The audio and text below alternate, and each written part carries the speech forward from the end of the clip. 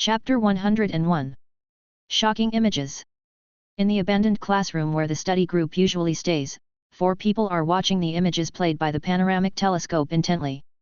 In the Gryffindor boys' dormitory, or more precisely, the Weasley brothers' dormitory, a black boy was leisurely fiddling with the incense that had already been lit. "Lee Jordan, I have to say, this aromatherapy is amazing. Since you brought it to school, my brothers and I have been sleeping much better. Even after a night out, we can fall asleep quickly and sleep through the night. What George said is right. Haha. Filch suspected us after so many night walks, but he had no evidence. Besides, we were refreshed and focused in class during the day. The old guy actually learned to deny himself. I heard that he is already looking for a new target.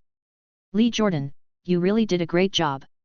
Of course, brothers, I've told you this aromatherapy is magical, but you still didn't believe me. Now it's working, right? You can't go a whole night without lighting it. It was out of stock a while ago, and you guys complained to me about it. That's true. If it hadn't finally arrived a few days ago, my 2 brothers would have rushed to tell you." The 3 quirky boys chatted lazily, and as time went on, the sound gradually became smaller and was eventually replaced by snoring. A few minutes later, Lee Jordan suddenly opened his eyes and screamed, "Oh, Merlin, what is that? George, Fred, come and save me."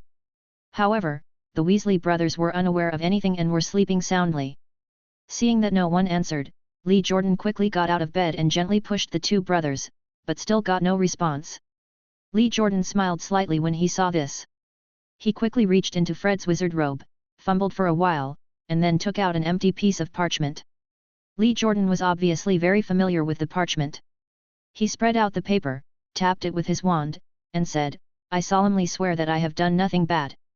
As the voice fell, ink lines appeared on the parchment. The ink lines began to extend along certain lines.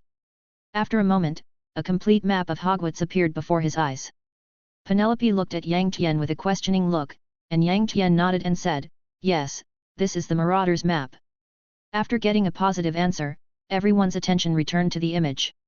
But Lee Jordan was searching the map quickly, and soon locked onto Yang Tian's name in the Ravenclaw dormitory, and pointed at it with his finger. What followed was a long wait. Lee Jordan seemed tireless. Although he moved his body occasionally, most of the time he just stared at the map with an expressionless face. Finally, Lee Jordan's eyes widened and then an excited expression appeared. When Yang Tian and the other 2 started to take action, Lee Jordan kept pacing back and forth in the house while looking at the map. Finally, he made up his mind, pulled out a piece of parchment and began to write furiously. Due to the angle, the 4 people did not see the content of the letter. After writing the letter, Lee Jordan took an owl out of a cage covered with black cloth beside the bed, handed it the letter, and then let it fly away. The owl disappeared from sight in a flash. About 5 minutes later, the owl flew back with another letter. Lee Jordan hurriedly opened the letter, and after reading the contents, he sighed deeply. He restored everything, turned off the dormitory light, and lay back on the bed. Not long after, he also fell into a deep sleep. There are accomplices. Penelope slammed the table in anger. Where can we go in 5 minutes? We can't even fly out of Hogwarts. Hermione nodded in agreement and asked worriedly, so what should we do next? How about we try to prepare a truth serum? I remember the seniors talking about it. The truth serum is very powerful. Just 3 drops are enough to make even the you-know-who tell his most unspeakable secret. Yang Tian shook his head and said, "Don't be too superstitious about potions. Nothing is 100% certain. We are not sure whether they have set up other means, such as some restrictions. For example, after drinking the truth serum, the restrictions will explode, and the head will also make a bang." Looking at Yang Tian, who said these words expressionlessly, the 3 women all felt a palpitation in their hearts. Zhang Qiu asked weakly, "Then how should we deal with it?" "In fact, I think we should call Neville, Padma, and Hannah to discuss it together. I think they are trustworthy." By the end of his speech, Zhang Qiu's eyes had turned red, and he looked quite aggrieved. "Qiu, I've already told you that the reason I didn't tell you is not because I don't trust you, but because you are still young and Yang Tian doesn't want you to face the darkness too early. If it weren't for the devil Hermione who discovered the secret, do you think we could have brought her with us last night?" Penelope explained hurriedly. Yang Tian did not give them a chance to argue. He turned around and walked out, saying as he walked, then gather the team members to discuss it together. Towering trees cannot grow in a greenhouse. Overprotection is also a kind of harm. Trust, of course I trust. As for betrayal, even if there is, I will open my eyes and see every process clearly. Yang Tian's words shocked the three women, especially Zhang Qiu, whose face changed drastically. He quickly rushed to Yang Tian, pressed Yang Tian's shoulders tightly and asked, Yang Tian, what's wrong with you? You know? You have become a little strange today. Maybe what you said is right, but you would never say it in such a cold way before. Seeing Zhang Qiu's anxious look, Yang Tian was stunned for a moment, then he closed his eyes and recalled. Gradually, his expression became more and more ugly, and finally he shook his head fiercely and smiled helplessly, Hey, it seems that I have been tricked again. The three girls asked in unison, what on earth happened? Tell me. Yang Tian did not hide anything and told them everything that happened last night and what he did this morning, especially the various tortures that his brain had suffered. After all, even the two women who were in danger together did not know about these. Hearing all this, the three girls lost their composure, and Zhang Qiu even started to cry, What should we do? Yang Tian, you must not be in any danger. Penelope also said with a worried look on her face, Why don't we ask Professor Flitwick for advice? Problems with the soul are very strange, and we must not take them lightly. Otherwise, if dire consequences really occur, it will be too late. Hermione said firmly, I think this matter cannot be delayed. Why not go directly to Dumbledore? He is recognized as the greatest wizard of our time. He will definitely be able to help us solve the problem. Hermione's suggestion made Zhang Qiu and Penelope's eyes light up. But thinking of Dumbledore's vigilance and alienation, why would Yang ask him for help? She answered directly, the headmaster is a respectable person, but he is not omnipotent, otherwise he would not have waited for us kids to find clues to the Black Hand. Looking at Hermione who was still about to argue, Yang Tian said firmly, Let's do it at night. Call our people. I have a feeling that walking with me is a very dangerous thing. It may be life-threatening. As my friends, everyone has the right to know. This is also a chance for everyone to make a new choice. After saying that, he left quickly without waiting for anyone to persuade him. Chapter 102. Padma explains. Yang Tian remained silent throughout the entire day's classes, looking very unhappy. His mood changed with his body, like a roller coaster. Needless to say, the good aspects are that his attainments and knowledge in magic have been greatly improved. Casting magic is almost instinctive and his methods are extremely sophisticated. At the same time, he has also mastered many extremely special casting gestures. The casting gestures mentioned here are not fixed gestures for each spell, but some general replacement techniques. For example, the gentle upward pull at a 45-degree angle can be replaced by a rapid 45-degree upward pull and a light tap of the magic wand, which can save at least 0.05 seconds of casting time. In this way, a spell with 7 or 8 casting actions can save 0.2 to 0.3 seconds.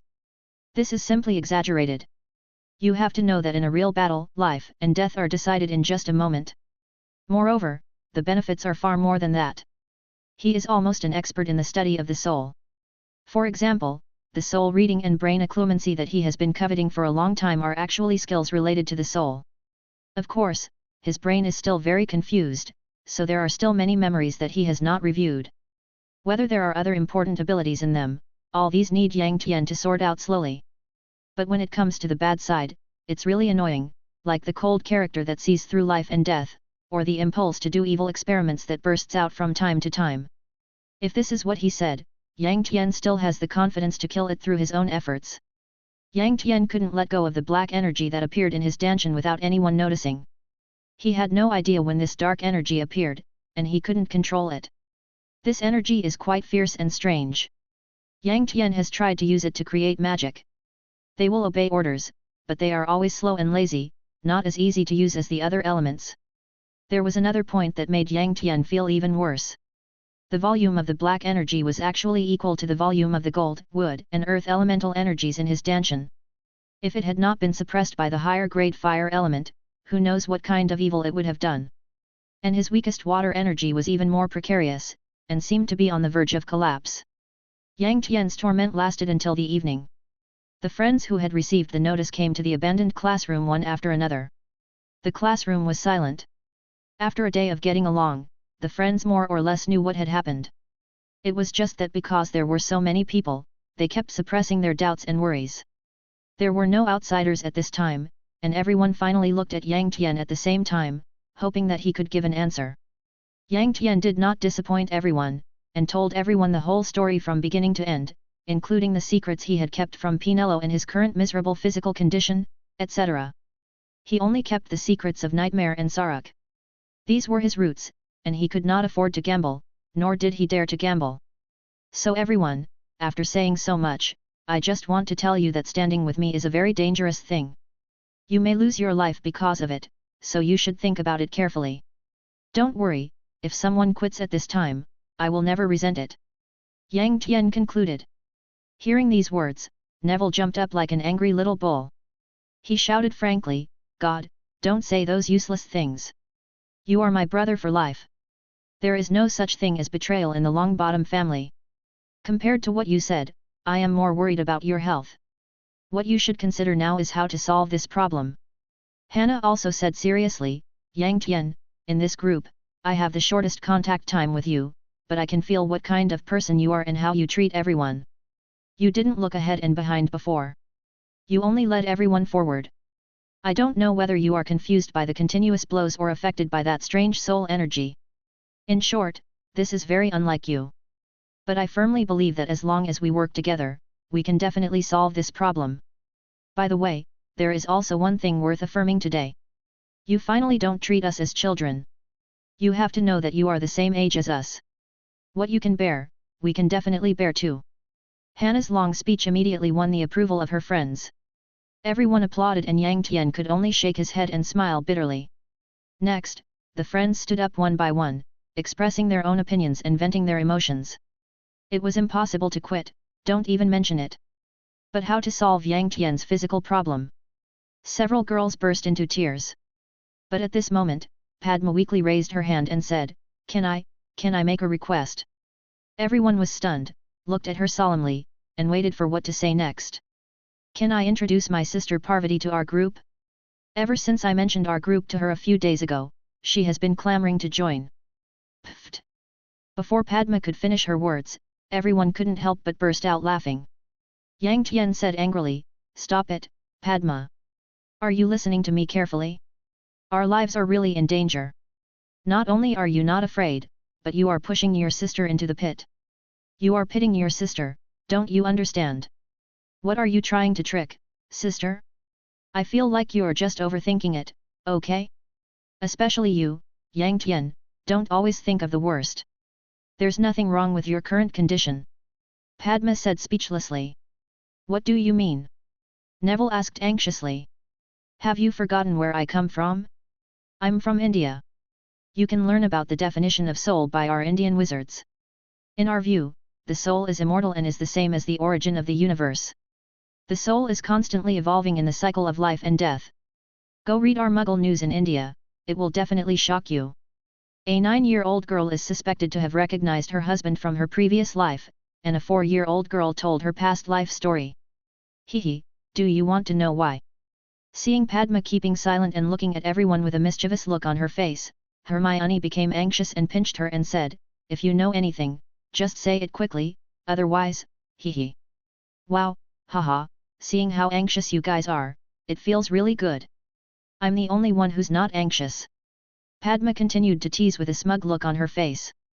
Seeing the girls about to lose their temper again, Padma quickly said in a serious tone, the so-called reincarnation of souls is actually the process where an outside soul completely eats the soul of another newborn and then occupies that body. But this operation is very difficult. There are 2 extremely harsh conditions. First, the foreign soul must be very powerful.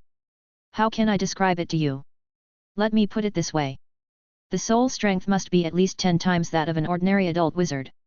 Second, the soul being eaten must be very weak, such as a newborn baby, and it must be a newborn baby with a damaged soul. Otherwise, the foreign soul may be wiped out as soon as it encounters a little resistance. Zhang Qiu finally couldn't help but ask, does what you just said have anything to do with Yang Tian? Of course. There is obviously a soul living in that book, and it was also obvious what happened last night. That soul wanted to eat Yang Tian's soul. But our little boy is young and rich, and he has countless treasures. As a result, the consciousness in the other party's soul disappeared, and it became a complete tonic, which was absorbed by Yang Tian. His current changes are just the after effects of his soul being too weak and the supplements being too strong. Think about it, how old is Yang Tian? How strong is his soul? And what about that foreign soul? An ancient soul that can exist in this way must be at least 100 times stronger than an adult wizard, right? After the explanation, everyone was stunned. But Padma obviously had no intention of stopping, and continued, if you ask me, Yang Tian is too lucky. I suspect that this foreign soul is incomplete, and it is very likely to be incomplete, and Yang Tian's equipment must be top-notch. Otherwise, the consequences will be disastrous. After saying this, Padma showed a fearful expression. Chapter 103, Growing Branches. Will Yang Tian be okay? Will there be any danger afterwards? Penelope asked worriedly. Where is the danger? I've already said that it's a tonic, and his will has completely dissipated. He just suddenly gained a huge amount of spiritual power, but he can't control it yet. Just think of it as him eating too much and needing to digest it. Once he gets used to it, it will be fine, and it will also bring him great benefits. Is there any basis for what you said? Zhang Qiu asked weakly. Hearing this question, Padma was unhappy, and her voice suddenly rose 8 degrees. Of course there is. There are similar introductions in the famous scriptures of the Indian wizard world, such as the Vedas. Do you think I would joke about Yang Tian's life? So you knew from the beginning that Yang Tian was fine? Hermione asked, gritting her teeth. Of course. You all seem to be ignorant of the world. Padma was extremely proud. So you just want to laugh at us? Zhang Qiu asked, gritting his teeth. Haha, no, I just wanted to help Yang Tian see everyone's quality. Oh, that thing. Padma finally noticed the abnormality of the crowd and quickly changed the topic. But what can I say, this modified one is not much better than the previous one. So, Padma was in tragedy, and several women stood up and rushed towards her. Padma saw that something was wrong and said seriously, I think we should take a look at the footage recorded by the panoramic telescope yesterday. Only by finding the mastermind behind this can we be completely safe. Haha, don't worry, it's still early, let's play a little game to liven up the atmosphere. Penelope's call drew the approval of the several girls who were completely relaxed. Girls' fights are different from boys, less powerful and violent, more complicated. A few minutes later, the relaxed and proud girls and Padma, who was not sure whether to cry or laugh, sat at the table and re-watched the video recorded last night. Pause. Padma, who was a little lazy because she was beaten so badly, suddenly shouted, go back a little and play again. Penelope hurriedly did as she was told, and the video returned to the scene where Lee Jordan was fiddling with the incense that had already been lit. It's Bishazaka. Padma was so shocked that she stood up suddenly and shouted. Looking at Padma, who was seriously out of control, Yang Tian couldn't help but ask in a deep voice, calm down, Padma, you are safe, we are all here with you. Can you tell me what that is? Padma calmed down before saying, did you see the incense that Lee Jordan was fiddling with? That's the Bishakara. Let's talk about the Bishakara first. It's a ghost in Indian mythology that feeds on dead bodies. Female Bishakaras are called Bishaki. They are all warriors of the goddess Kali. Bisaka has a magical ability, which is to change its shape and get into the human body. This is why the name of Bisaka incense comes. People who smell this incense for a long time will develop great terror in their bodies, eventually losing consciousness and becoming Kali Dasa, the servant of the goddess Kali. Everyone was numb after hearing this, including Yang Tian. Just smelling the aromatherapy made him disappear? It must be said that magic was as weird as ever. Penelope keenly grasped a detail and asked, your fear just now was not just because of the horror of this aromatherapy, right? Padma shook her head and smiled bitterly, although the Bishaja incense is indeed strange, I won't lose my composure. It's because this incense is a secret of the famous Indian cult to Sinism, and only a very small number of fanatical believers can use it. In the long history, there has never been a record of Bishaja incense being used by people other than fanatical believers. What do you think this means? Could it be that the Tuxin cult is the one that wants to deal with Yang Tian? Hannah asked in shock. This doesn't make sense. Whether it was the battle with the pure blood families or the siege of Yang Tian, the corpses left behind by the black-robed wizards were all unrecognizable, but the features of Westerners were very obvious. So many Westerners working for India's Tisan religion? It doesn't make sense, does it? Penelope analyzed. Then how do you explain this aromatherapy? Hermione asked hesitantly. There are many possibilities for the aromatherapy problem, and it's too early to speculate about it now. Penelope answered firmly. Yang Tian seemed very interested and asked, what is the teaching of Tuxin? What do they advocate? Why are they defined as a cult? Padma thought about it carefully before answering. The Tushan religion originated in the 14th century and believes in the goddess Kali. Every word of the Tushan religion is saturated with evil. They regard the destruction of Muggles as a basic religious obligation. Killing innocent Muggles is in accordance with the will of the goddess Kali, because life is a constant alternation of destruction and birth. The Tushan religion only carries out the destruction part and represents evil itself. Penelope was also attracted by Padma's words and analyzed, define yourself as a scavenger? But that's not right. The Black Robe Wizards attack wizards, while the Tisan cult attacks Muggles. It's completely the opposite, isn't it? Padma suddenly had an idea and asked excitedly, do you want me to call my family and ask them to help investigate the matter of the Tuxin cult and the Black-Robed Wizard? Perhaps the mysterious organization would not expect us to investigate from this direction. This is a good breakthrough point. Yang Tian thought for a while before continuing, Padma, I guess your family must be very influential in India, but don't do this.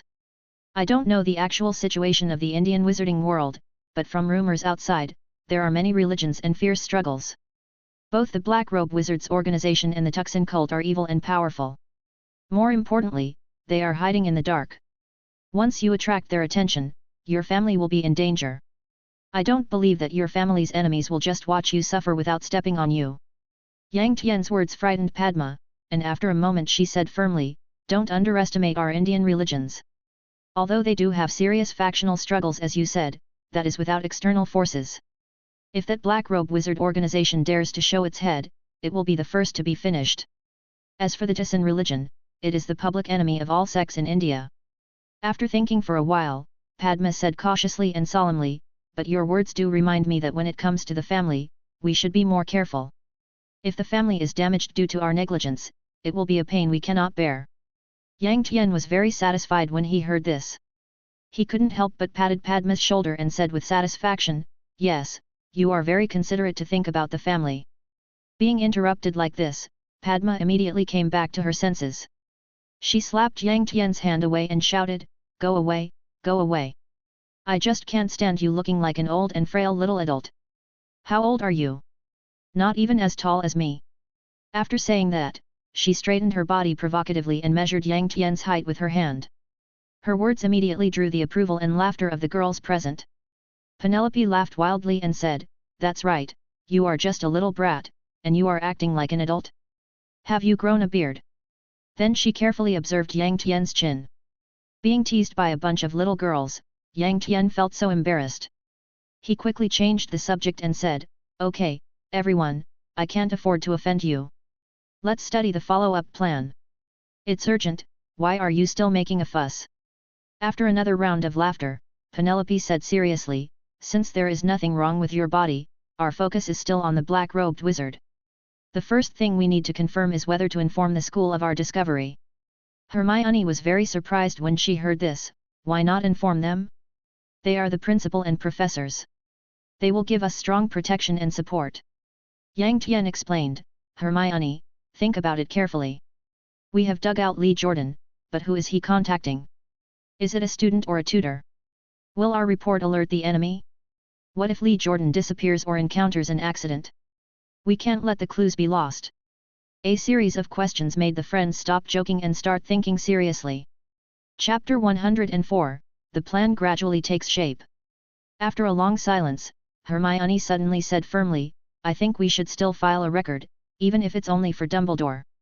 Otherwise, once our actions alert the enemy, it will be easy to cause irreparable problems. After all, judging from the current situation, the people in this organization are all crazy. If the school is unaware of it, we will be in a very passive position. What you said does make sense. But I doubt whether Dumbledore will agree to let us continue the investigation if we report it to him, Penelope answered uncertainly. What are you discussing? Isn't it just a matter of a word from us whether to report it or not? If you feel that something is wrong, you can always find the principal. Even if the principal is not here, there will be no problem finding a few deans. What we should consider now is how to hook the big fish behind through Lee Jordan. Padma said speechlessly. Her remarks immediately gained approval from her friends. That's right, we seem to be too rigid. Penelope touched her nose helplessly and smiled bitterly at Hermione. Then keep a close eye on Lee Jordan. We'll take turns. Hannah said hatefully, waving her little fist. That won't work. It would be like alerting the enemy. Once discovered, the consequences would be disastrous. Penelope denied it immediately. Why not let Yang Tian continue his night tours so that we can track the owl that delivers the letter and investigate the contact network? Padma asked like a little witch. This method is worth a try. There are still many books in the banned area that we haven't read yet. Yang Tian immediately agreed. I have to say that Yang Tianzhen is a good child who has forgotten the pain once the wound has healed. You dare! Don't even think about it. Are you trying to scare us to death? Yang Tian's answer was like stirring up a hornet's nest, and he was immediately attacked by his friends. Well, actually, even if we don't go to the restricted book area, we can still give the night tour plan a try. The suppressed Yang Tian smiled helplessly and made small talk. It seems that there will be no chance to go to the restricted books area in the short term. Why should we be so passive? Why let Yang Tian take risks? Zhang Qiu asked weakly. Everyone was about to explain and comfort her, but Zhang Qiu said, can we find a way to steal the live map? This way, Lee Jordan will lose the ability to know Yang Tian's whereabouts, and he will definitely contact his companions frequently to discuss countermeasures. And we will have the live map in our hands, so we can monitor Lee Jordan from a distance and see where he usually is and who he is close to. Zhang Qiu's voice became lower and lower, and finally he couldn't continue. It was because the friends around him, including Yang Tian, looked so scared that their jaws almost dropped to the ground. It must be said that Zhang Qiu, who always disliked conspiracy, racked his brains for Yang Tian's safety. Shaking his little head, Zhang Qiu asked cautiously, Did I say something wrong? Of course not. It's dark under the lamp. It's really dark under the lamp. As the saying goes, a wise man will make a mistake after 1,000 considerations, and a fool will gain something after 1,000 considerations. Yang Tian said excitedly, his eyes were indescribably bright. Who do you call a fool? I am also Chinese. Do you really think I can't understand Chinese? Zhang Qiu was angry and pinched Yang Tian. Ouch, it hurts, stop it, it really hurts, that's not what I meant. I'm just grateful that you came up with such a good idea. Yang Tian explained while begging for mercy. That's right, Zhang Qiu, you are awesome. Now Lee Jordan becomes blind. I wonder how they can plot against us. Penelope praised happily. Of course, she was also suspected of helping Yang Tian out of trouble. The idea is indeed very bold and great, but how to implement it specifically? Hermione asked with a frown, and then fell into deep thought. Maybe a night tour is a good time. Yang Tian muttered quietly. Seeing the unfriendly looks from everyone, he quickly explained, the Marauders map is on the Weasley brothers. From what I've observed, the two brothers love to go out at night, twice a week on average. If we strike during a night tour, the chance of success is very high. However, if we want to avoid alerting the enemy, we still have to plan carefully. The friends all agreed with this and started discussing it. Perhaps we can retaliate in their own way and also contain the Weasley brothers by informing on Filch. Zhang Qiu's little brain seemed to be on fire today, and he always came up with some constructive suggestions. It's a good idea, but won't it arouse the school's suspicion and make them think we are accomplices of the black-robed wizard? That would be too unfair.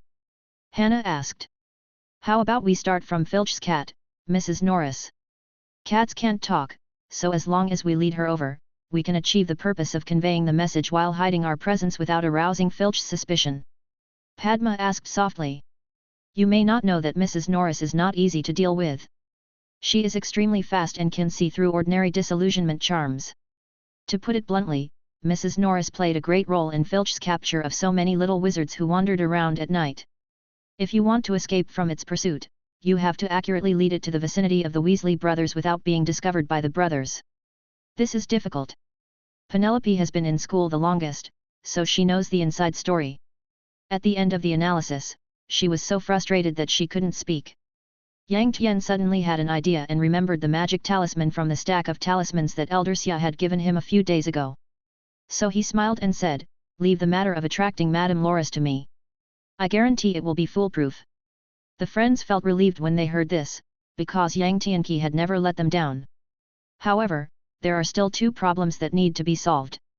First, what if the Weasley brothers look at the Marauders map when Yang Tian is attracting Mrs. Norris? This will easily alert the enemy. Second, how can we get the Marauders map without anyone noticing and without arousing suspicion? Penelope deduced and reviewed the situation step by step, acting as a brake pad. Maybe we don't need to attract Mrs. Norris. Aren't the Weasley brothers fond of playing mischief and exploring the unknown? Devise a rumor. For example, in a secret passage they know of, there is a treasure or a puzzle mechanism. If you answer the questions correctly, you can get some kind of reward. Aren't you afraid of arousing suspicion? Let my sister spread it throughout Gryffindor. She is a Gryffindor and will not arouse suspicion. Padma suddenly had an idea. We can't just spread them throughout Gryffindor. What if someone else gets there first, or if someone travels with the Weasley brothers? This will increase the difficulty of the operation. Penelope pointed out the loophole again. That may not be the case. The person who spoke was actually Neville. Chapter 105. The plan has begun. Everyone looked at him in surprise, wanting to hear what idea this little fat guy, who was always confused when giving advice, had come up with this time. Being stared at by everyone, Neville was a little panicked, and his face turned red all the way to his neck. But after seeing Yang Tian's encouraging look, the little fat man said firmly, "Have you heard of the fly agaric? This kind of agaric is not very toxic, but the amazing thing is that one of its variants has hallucinogenic properties. Even adult wizards will feel dizzy or unconscious for a few seconds or even more than 10 seconds after smelling the scent of fly agaric. So this kind of agaric is the best choice for the raw material of anesthetics and stimulants. Is this type of fly agaric common? Will its sudden appearance in Hogwarts Castle arouse suspicion?" Penelope questioned. "That's exactly what I wanted to say." The little fat man said seriously, "Mutations of fly agaric are not common in ordinary places, but as long as it is dark, humid, and there are magical fluctuations, it is inevitable that this kind of fly agaric mutation will grow. Isn't a few seconds a bit short? And if it's just dizziness?" Hannah looked at Neville in embarrassment, afraid that it would undermine his confidence. But Neville said excitedly, "Don't worry, Yang Tian has a way to solve this problem." After that, he looked at Yang Tian as if he understood. The two smiled at each other, and Yang Tian didn't waste any words. He directly took out another good friend of his, Jubeo, from his arms. This little guy has a tragic fate. Although he was subdued by Yang Tian, his greed for money has never changed. In the past, he could bully Daphne at the Fulai family and rob her to satisfy his desire. Besides, the manor is big, and Jubeo may not be able to find out if he wants to hide something secretly. But since arriving at Hogwarts, its nightmare has begun. The shiny thing it likes is always told that it belongs to someone else and cannot be touched. How can it enjoy its life? Yang Tian was really scared of Jubeo, the money grubber. Since the first night of school, this little guy has been stealing from his roommate, Terry Booth. At first, Yang Tian didn't know about it, but later, maybe Terry was really angry about the theft, so the fat guy went to Yang Tian for a serious talk. After knowing the whole story, Yang Tian did not hide it and directly pulled Jubeo out to confront him. Although the misunderstanding was finally resolved, after a while, this stubborn little fat boy was not as close to Yang Tian as he was at the beginning. Moreover, Jubeo and the fat boy Terry were also at odds. Jubeo would tease Terry whenever he had nothing to do. The first thing Terry did every morning when he woke up was to count his gold galleons. Although Yang Tian repeatedly promised that no matter how much Jubeo stole, he would definitely return it in full, Terry was still furious. "Are you kidding? That's a matter of money? That's a matter of face." Seeing the amazing destructive power of Jubeo, Yang Tian dared not let it out of his sight. He wished he could hold it in his hand when he went to sleep. Carrying out a mission? All the other friends have a share, but Jubeo has no share. But who can be blamed for this? Yang Tian is really afraid that this little guy will turn around during the mission and steal a lot of money from you. Rather than saying that Jubeo lived in Hogwarts for a month, it would be more like being imprisoned for a month. How could it not be anxious? At this time, Jubeo was introduced to the stage with great fanfare, and the surroundings were full of bright lights. How could it not be excited? Thus, a noisy battle of attack and defense began. In the following time, while everyone was laughing and playing, they were also constantly refining and improving the originally rough plan. Looking at his friends expressing their opinions, Yang Tian was extremely pleased.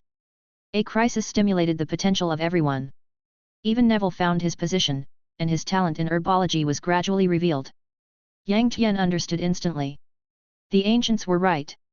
As early as the spring and autumn period, there was a saying that there are opportunities in danger and danger can be turned into opportunities. Look, isn't it being used now? After dinner on Monday, the Weasley brothers were about to cross the playground to return to the common room when they saw Parvati, a junior from the same college, whispering with her twin sister Padma, looking mysterious. These two little girls are quite interesting. They are twin sisters, but one is in Gryffindor and the other is in Ravenclaw.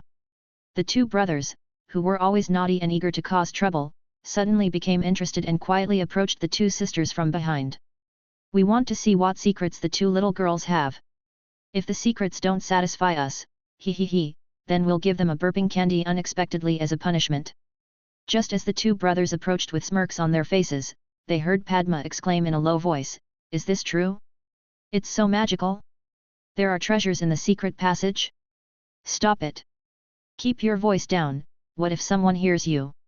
Parvati complained in a low voice, looking around. The two brothers were so scared that they quickly hid behind a tree. They looked at each other with interest. "Remember the secret passage behind the mirror on the 4th floor?" Parvati asked in a low voice. "Of course, isn't it the road leading to Hogsmeade Village? Didn't Senior take us there before? How could there be treasures there?" Padma responded. The two brothers were greatly disappointed when they heard this, for they were very familiar with this secret passage, and not only did it lead directly to Hogsmeade Village, but because the space inside was large enough, they used it as a research and development base for prank props. The two brothers had conducted dozens of experimental explosions here alone, so how could there be any trace of treasure? "What do you know? This secret passage seems to have been in disrepair for a long time. There are several cracks and water stains flowing out." Parvati continued dissatisfiedly. "My dear sister, could you please speak faster and understand me more? I have such a bad temper." Padma looked impatient. "Isn't what I said clear enough? It's those cracks. A strange light is emanating from the cracks, and there are even faint fluctuations of magic power." Parvati didn't keep the secret and said directly. "What? Really? Let's go and take a look." Padma said impatiently. "Where are we going? The building materials of that secret passage are very hard and the gaps are very small. Can we dig it out?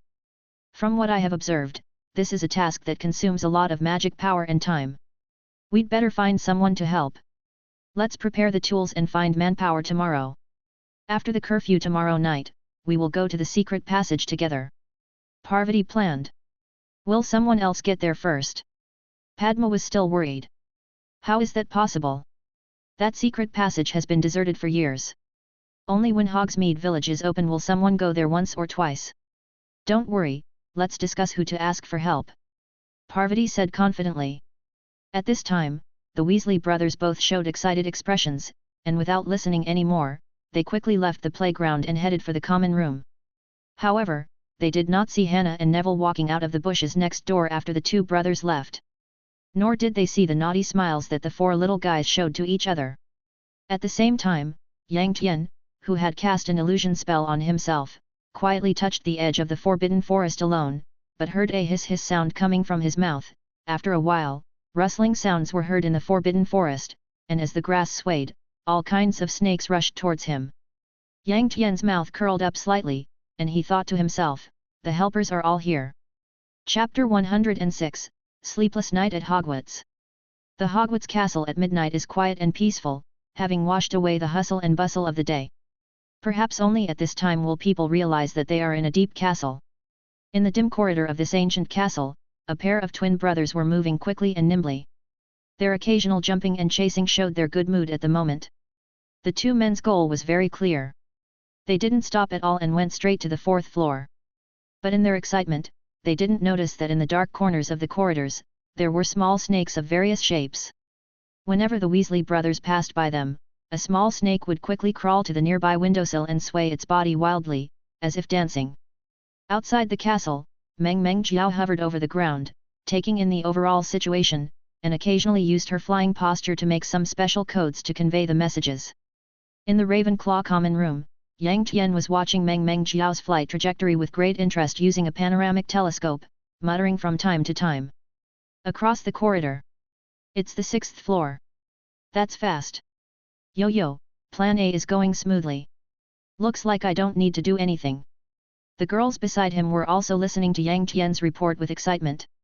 Penelope teased in a low voice, it seems that there is no need to implement Plan B. It must be said that Mrs. Loris is also well known. Our classmate Yang Tian also knows what fear is. Tisk, would I be afraid of it? If you don't believe me, let's make a bet.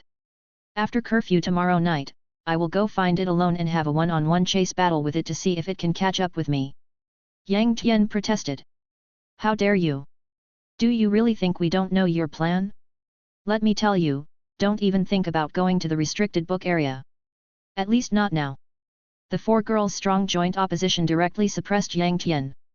Keep your voice down, keep your voice down, don't you know what I'm doing? I didn't say anything else. Yang Tian, looking unwilling, could only avoid the topic. While the 5 little ones were laughing and playing, the Weasley brothers had quickly arrived in front of a mirror at the corner of the 4th floor. The 2 brothers smiled at each other. George took out the Marauder's map and examined it carefully for a while before saying, it's safe. Filch and Mrs. Norris are patrolling the dungeon. Everyone else is where they should be. Fred didn't waste any time hearing this. He pulled out his wand and knocked 3 times on the spires decorating both sides of the mirror. After repeating this operation twice, there was a loud bang, and the entire mirror door with the wooden frame as the boundary automatically opened to the left. The 2 brothers were obviously used to this and were not surprised at all. They hurried in and the mirror door closed. Fluorescent flashes. George's voice came from the secret passage. See if it's safe, Fred whispered. Relax, my dear brother, you see everything is fine, right? Having said that, George still carefully looked at the map in the dim light. Seeing that everything was normal, the 2 brothers completely let themselves go and walked quickly into the depths of the passage. In fact, this secret passage is very spacious and the road surface is quite flat, but there is no light source in the passage. So the 2 brothers can only rely on the lighting spell to carefully search and move forward in the secret passage. After walking for about 4 or 5 minutes, Fred suddenly shouted, look over there, there's a surprise there. George quickly looked in the direction of the sound, and saw colorful lights coming out from the corner ahead. The colors kept changing, and the light appeared and disappeared, which was very similar to the scene described by the Paddle sisters. The 2 brothers smiled at each other and rushed over impatiently. When they got closer, they didn't rush to take action, but looked around first. This is a corner of the secret passage, and also the edge of the field where they experiment with prank props. It is thought that due to multiple explosions during the experiments, the nearby walls were damaged, and serious cracks appeared from top to bottom. Especially where they were standing, there were large cracks, and the light was coming from these cracks. However, since the cracks were covered with turbid water, it was unknown what was inside. The 2 of them did not think any more and took out the digging tools they had prepared. With a wave of their wands, the tools started working under the control of their magic power. However, they did not notice that the densely packed toadstools on the damp wall near them were emitting a different smell. After digging for more than 10 minutes, the crack had turned into a big pit. Feeling victory was in sight, the 2 men were overjoyed.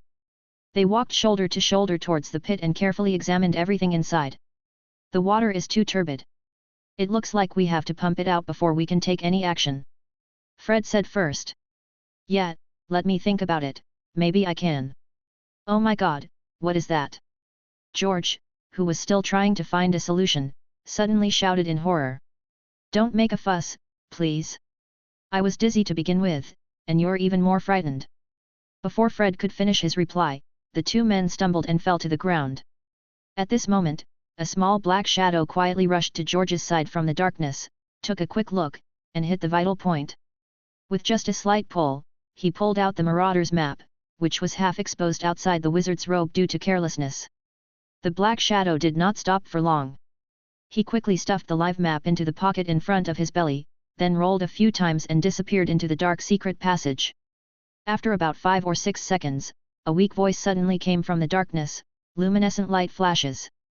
Then, curses and mutterings followed. "George, wake up, bastard, how could the mutant fly agaric appear here?" Before the words fell, there was another dragging sound. "Ouch, Fred, be gentle, you hit my head." "Come on George, how are you doing now?" "Much better." "Is it because of those fly agaric variants?" "Fred? I saw it just now. He got hit before I could say anything." "What about you? Did you faint too?"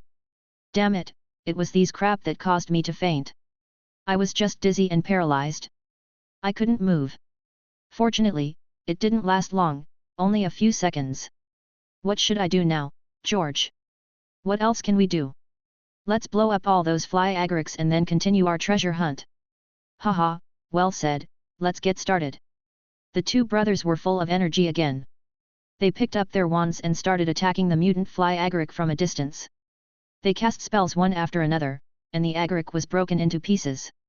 But before the two could be happy, something strange happened. It was unknown whether the secret passage had finally become overwhelmed after years of wear and tear and multiple explosions, or whether the Weasley brothers had extraordinary magical powers. In short, accompanied by continuous boom sounds, large areas of the secret passage walls fell off, broken rubble continued to fall from the ceiling, and the ground was shaking constantly. In just a moment, the corner was blocked by collapsed debris, and even the Weasley brothers rolled to the ground and were almost buried in it. The two men, still in shock, got up in a hurry and scrambled towards the exit of the secret passage. But before they had run far, loud noises came one after another, and the ground shook even more violently. Chapter 107, A Sleepless Night in the Weasley Dormitory. The two brothers were really scared this time. They rolled and crawled all the way until they exited the secret passage, and then they breathed a sigh of relief. Looking at each other's miserable and unlucky appearance, the two of them couldn't help but burst into laughter. It must be said that they are really funny. "SHH, keep your voice down and check the Marauders map quickly," said Fred. "Oh, you're right." But as his hands continued to grope inside the wizard robe, George's expression changed. Seeing his brother was slow, Fred said dissatisfiedly, "Hurry up, what are you dawdling for?" "Map, the map seems to be lost," George said guiltily. Fred looked at George in disbelief, as if wanting an explanation. It should have fallen into the secret passage in the panic just now.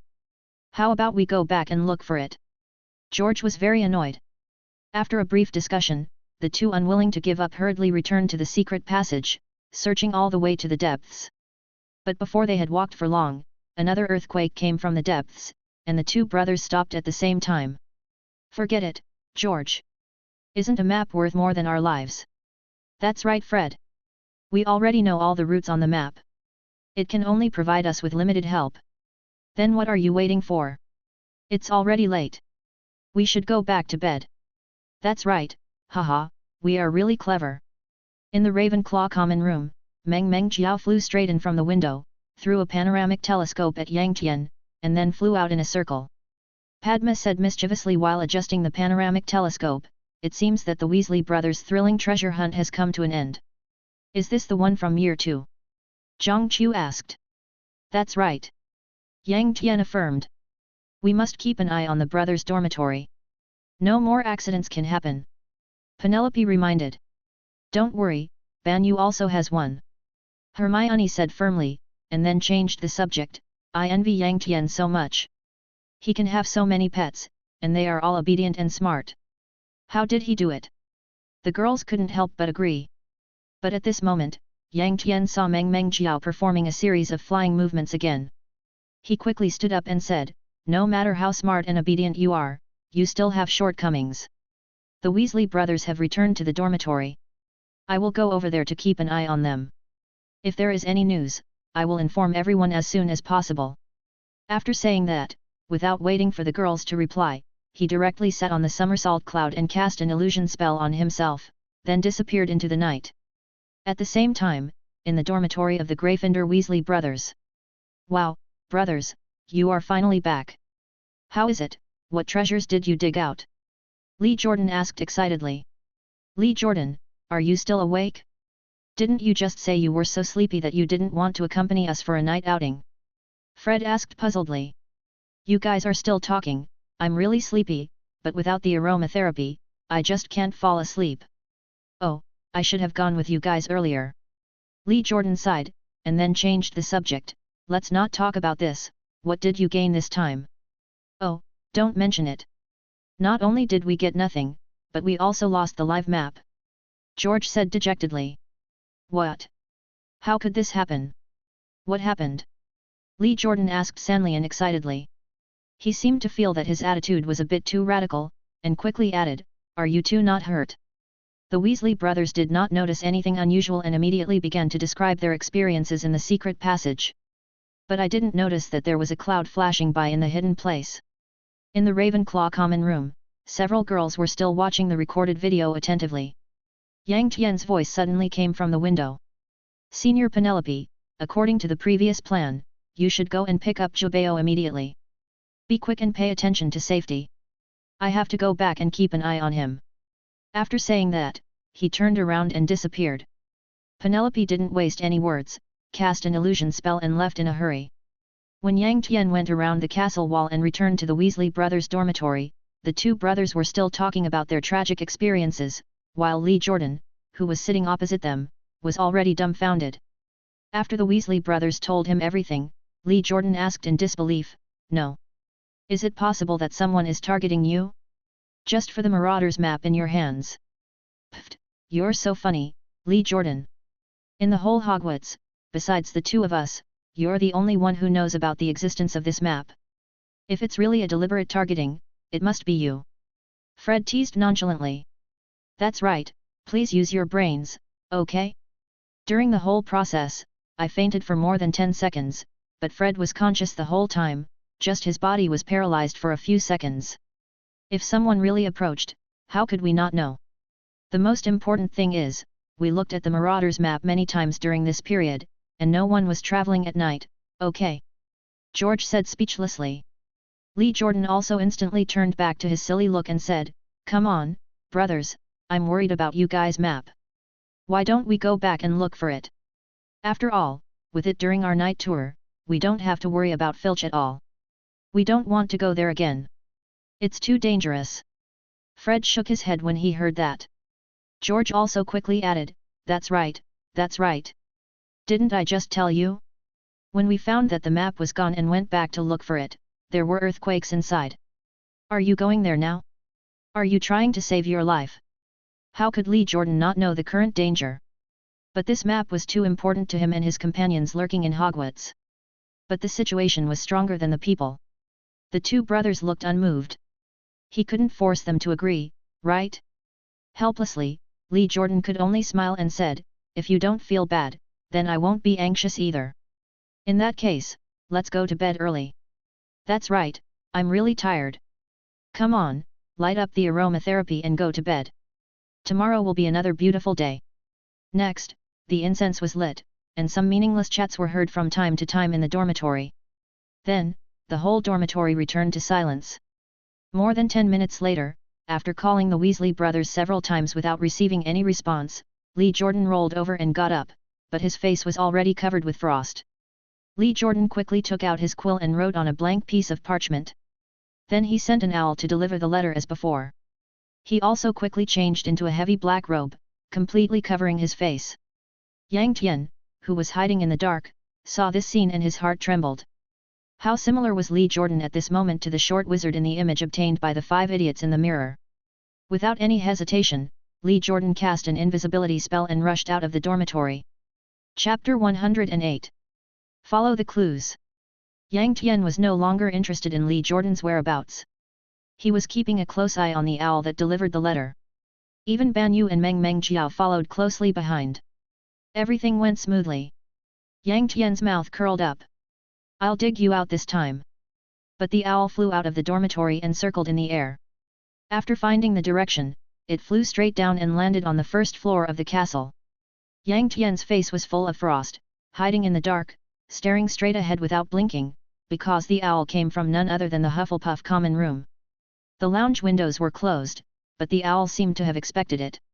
It flew through an inconspicuous vent and landed steadily on the windowsill in the corner. It was late at night and the lounge was empty. Yang Tian couldn't help but feel puzzled when he saw this. There was not even a person in sight. Who should the letter be sent to? His question was soon answered as the owl fluttered to the left side of the windowsill, picked up an inconspicuous vertical silk thread with its mouth and gently pulled it downwards.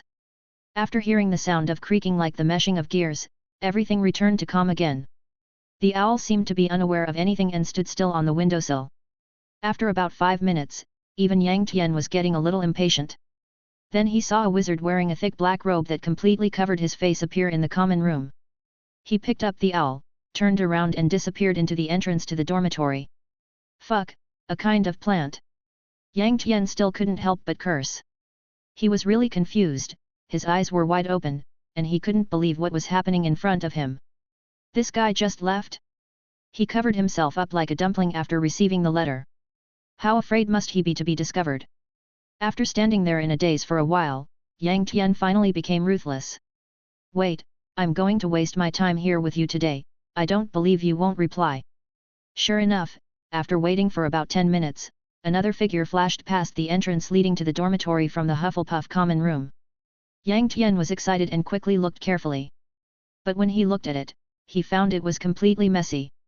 In the common room, 5 owls flew neatly to the windowsill in the corner like a formation of fighter jets, and then came out from the vents one by one.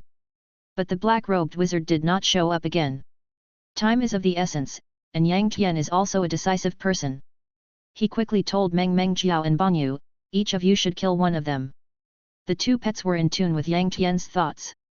They did not hesitate at all when they received the order. They chose their target and followed it.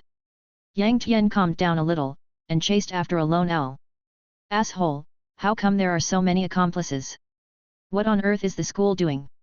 This Hogwarts is almost infiltrated like a sieve. Yang Tian was extremely angry at the moment. Although he was following the enemy all the way, he still kept muttering. He no longer expected to catch all the culprits in a short time. He would just catch as many as he could. But the more he followed, the more confused Yang Tian became. Where was it going? Was it heading to the Forbidden Forest? Was it Hagrid? Was Hagrid back? Before Yang Tian could continue to think about it, the owl had already stopped by the Black Lake. It picked up the parchment with its mouth and stuffed it into a bay. When everything was done, the owl had spread its wings again and disappeared into the night sky. Yang Tian hurried forward to check, and saw that the originally bare water bay had a magic device rising up at this time, and the parchment was rolled and flattened under the roller of the device. When the roller pressed over the parchment for the second time, a layer of transparent film seemed to have appeared on the paper. Yang Tian seemed to understand something, and he quickly took out the sack grass from the white jade ring and ate it. As a little expert in herbal medicine, he liked to carry some small tricks with different uses. At the same time, Yang Tian was also keeping a close eye on the changes in the magic device. However, because the parchment was rolled and spread out, the contents written on it were clearly visible. Immediately implement Plan 3, after completion, keep silent for 15 days, and after ensuring your own safety, Line 3 will deliver the message. In the lower right corner of the parchment, there is a badge with a sharp claw mark as its mark. The parchment was still slowly wrapping, and the magic device seemed to be slowly charging. But at this time, Yang Tian was already thinking about it. Could it really be there? How could this be possible? Guesses kept emerging from his mind. But no matter what, the answer would soon be revealed. It seemed like a long time had passed, yet it seemed like only a moment. The magic device suddenly vibrated, and at the same time, a sharp arrow shot out from the magic device at an extremely fast speed towards the bottom of the lake, and the parchment was tightly attached to the tail of the arrow. As the sharp arrow entered the water, the entire magic device turned into powder with a dull explosion and completely dissipated. Seeing this, Yang Tian didn't care about anything else. He dived into the water and followed the sharp arrow. I have to say that the gillweed is really powerful. Now Yang Tian has grown gills and webbed fingers and toes on his body, and he really looks like a fish in the water. After just a few accelerations, he had already caught up with the sharp arrow. The arrow was traveling at an extremely fast speed. After a moment, it reached the large piece of transparent glass and sank into an inconspicuous pit on the stone wall without any error. Is this another sophisticated magical mechanism? Yang Tian couldn't help but think of the rope that the owl had pulled in the Hufflepuff common room. Looking up at the scene in the transparent glass, Yang Tian had an extremely contradictory expression, as if it was as he expected, yet at the same time, he couldn't believe it. As early as when he ate the chinweed, he had boldly speculated that if he was sending a message in this black lake, the destination could only be the common room in the Slytherin dungeon, right? But when his speculation came true, he found it hard to accept. How could a person like Saruk, who used wizards as experimental subjects and fought against pure-blood families, reach out to Slytherin College, the base of pure-blood families? This was magical no matter how you looked at it. Yang Tian, sensing the seriousness of the situation, was now extremely alert. Even though he had already cast the disillusionment spell, he still took the panoramic telescope early and hid behind the coral closest to the transparent glass without moving. He didn't want any accidents to affect tonight's operations. He didn't have to wait long. A short boy in thick pajamas staggered out. He stumbled around in a daze, as if he was drunk or sleepwalking. After struggling like this for a while, the boy suddenly stood up, walked straight to the transparent glass, and knocked on the glass 3 times, 2 times, 3 times, and once, repeating this twice. At this time, Yang Tian finally saw the identity of the person who came, which shocked him greatly. Because he knew this person. It's actually him! Yang Tian almost exclaimed. Chapter 109, Conspiracy in the Common Room. It was no wonder that Yang Tian was shocked. Because the person he saw was Blaise Zabinai. A first-year student who had just entered Hogwarts not long ago like him, and a genuine pure-blood wizard. If you just mention the name of this little wizard, no one may care. But if you mention his mother, Mrs. Zabinai, she is quite famous in the wizarding world. Mrs. Zabinai is a very beautiful woman. She has been married 7 times, but her husband died mysteriously every time. Therefore, as a widow, Mrs. Zabinai inherited a large amount of inheritance from her 7 deceased husbands. Now that the identity of this 11-year-old boy is about to be revealed, who is his mother, Mrs. Zabinai? These 7 marriages, 7 mysterious deaths, and 7 deceased husbands. Yang Tian didn't dare to think about it anymore. It's a long story to talk about the past, but Yang Tian's thoughts raced through his mind. As Blaise completed his move, the sharp arrow gradually melted as if corroded, and eventually became part of the lake water. However, the parchment on the tail of the arrow automatically adhered to the transparent glass without any wind, and emitted a soft white light. Bryce put his face close to it and watched it 3 times. Then the parchment followed the same path as the sharp arrow, slowly melting and finally disappearing. Seeing this scene, Yang Tian couldn't help but sigh in his heart. It seems that tonight's exploration journey is almost over. Unexpectedly, after reading the letter, Bryce did not return to the dormitory. Instead, he sat on the sofa with his back to the transparent glass, wondering what he was thinking. He sat there quietly for a while before pulling out a wand and a square of metal foil from his pajamas. He waved his wand, and a magical force jumped and rolled on the metal foil. It lasted for nearly a minute before the magic force completely dissipated. Blaise also put the wand and metal foil back into his pajama pocket. When Yang Tian was looking at the scene in front of him with a puzzled look, the appearance of 2 Slytherin girls instantly made him angry and gloomy. Because the ones who came were none other than Pansy Parkinson and Daphne Greengrass. The 2 women seemed to have come here after receiving a signal from Blaise, so there was no surprise on their faces. Yang Tian guessed that this was most likely related to the piece of metal foil. After they arrived, they didn't exchange pleasantries but sat directly opposite Bryce, and the 3 of them quickly began to plot. But the Slytherin common room was at the bottom of the lake and was very well sealed, so Yang Tian could only stare blankly and couldn't hear what they were saying at all. But he was not in a hurry, and recorded the scene in front of him with a panoramic telescope. Because he remembered that Aunt Miu had mentioned to him inadvertently that Uncle Lianjia was an expert in lip reading, and if he didn't make use of it, it would be a shame to their expertise. By the time the 3 of them had finished discussing everything, it was already past 4 in the morning. They did not stay for long and dispersed in the blink of an eye. Yang Tian finally put his worries aside and rode his cloud to fly hurriedly towards the Ravenclaw common room. As soon as it flew in through the window, a small black shadow rushed into Yang Tian's arms and squeaked. Yang Tian looked carefully and found that it was Jabeo. At this time, the little guy took out the live map from his pocket and handed it to Yang Tian, showing off for a while. Ban Yu seemed very excited, and desperately used her mouth to pick at Yang Tian's hair to celebrate. The girls also reacted at this time. They had not slept all night and their eyes were red. Yang Tian's long-term loss of contact also made them very worried. Seeing him return safely, they were naturally overjoyed and came up to high-five to celebrate. Yang Tian was also delighted, but after a moment, he seemed to realize something and asked hesitantly, "Where's Meng Meng Jiao? Hasn't she come back yet?" When the girls heard this, their faces immediately fell and they all shook their heads helplessly. Although Yang Tian was a little worried, he comforted her, "Meng Meng Jiao, I know her. She is the king of the sky, and there are very few things that can cause her to encounter accidents. Maybe it's because the journey is too long. We don't need to worry too much."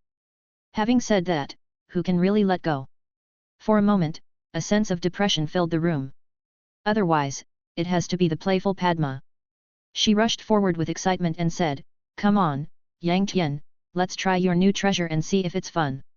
The girls' curiosity was obviously aroused, and they all looked at Yang Tian expectantly. Yang Tian didn't waste any words.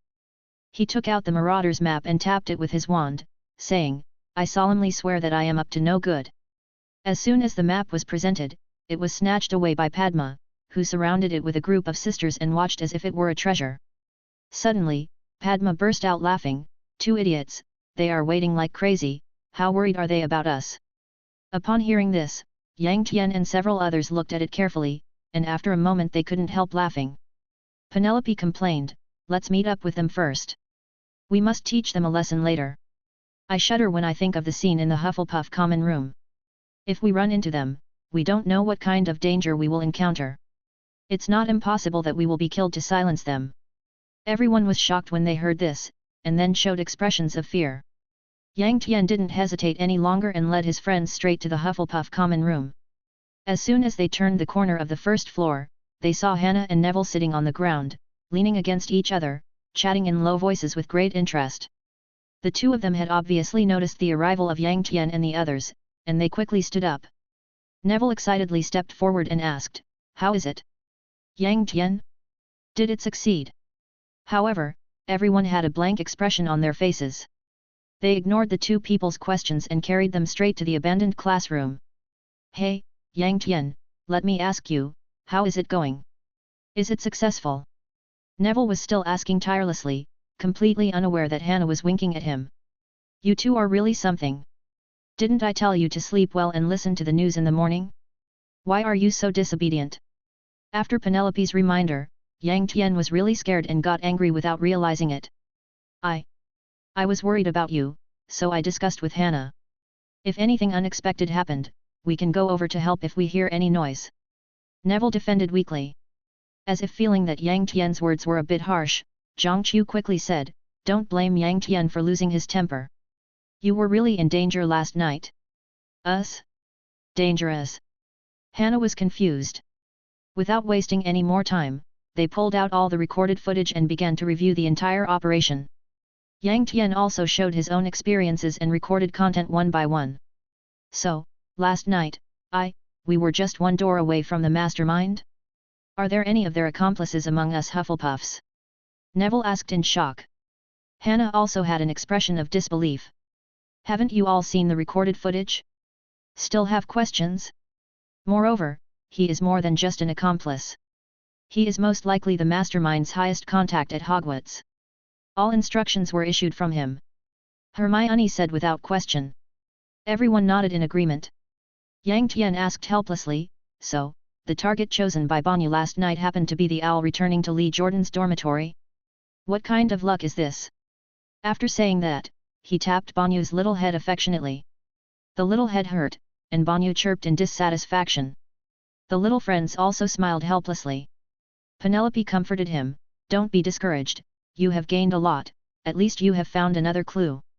Having said that, "I really didn't expect that there would be so many of these people on campus." Hannah smiled helplessly.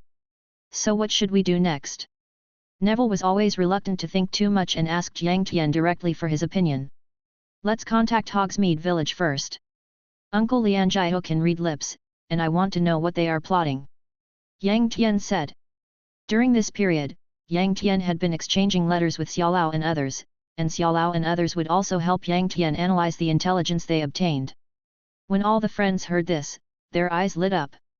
Chapter 110. Incident Analysis Meeting.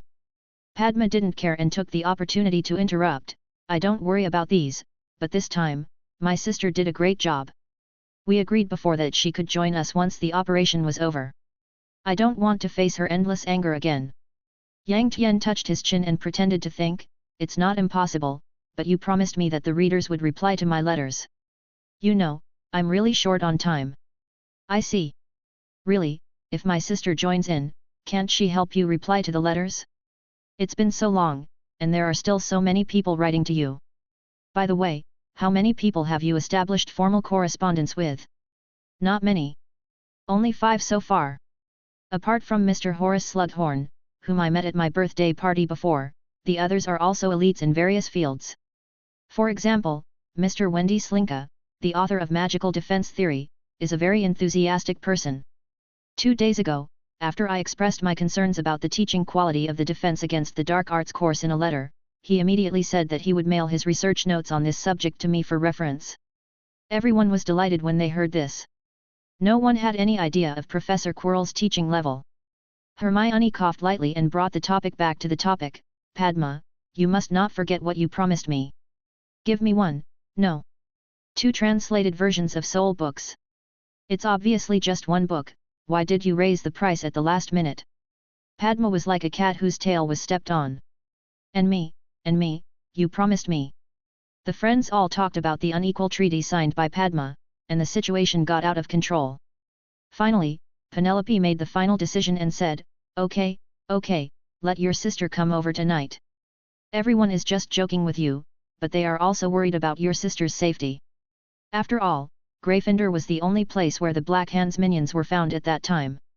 As for now, do we still need to consider this? Hufflepuff, Slytherin, my goodness, nowhere is safe.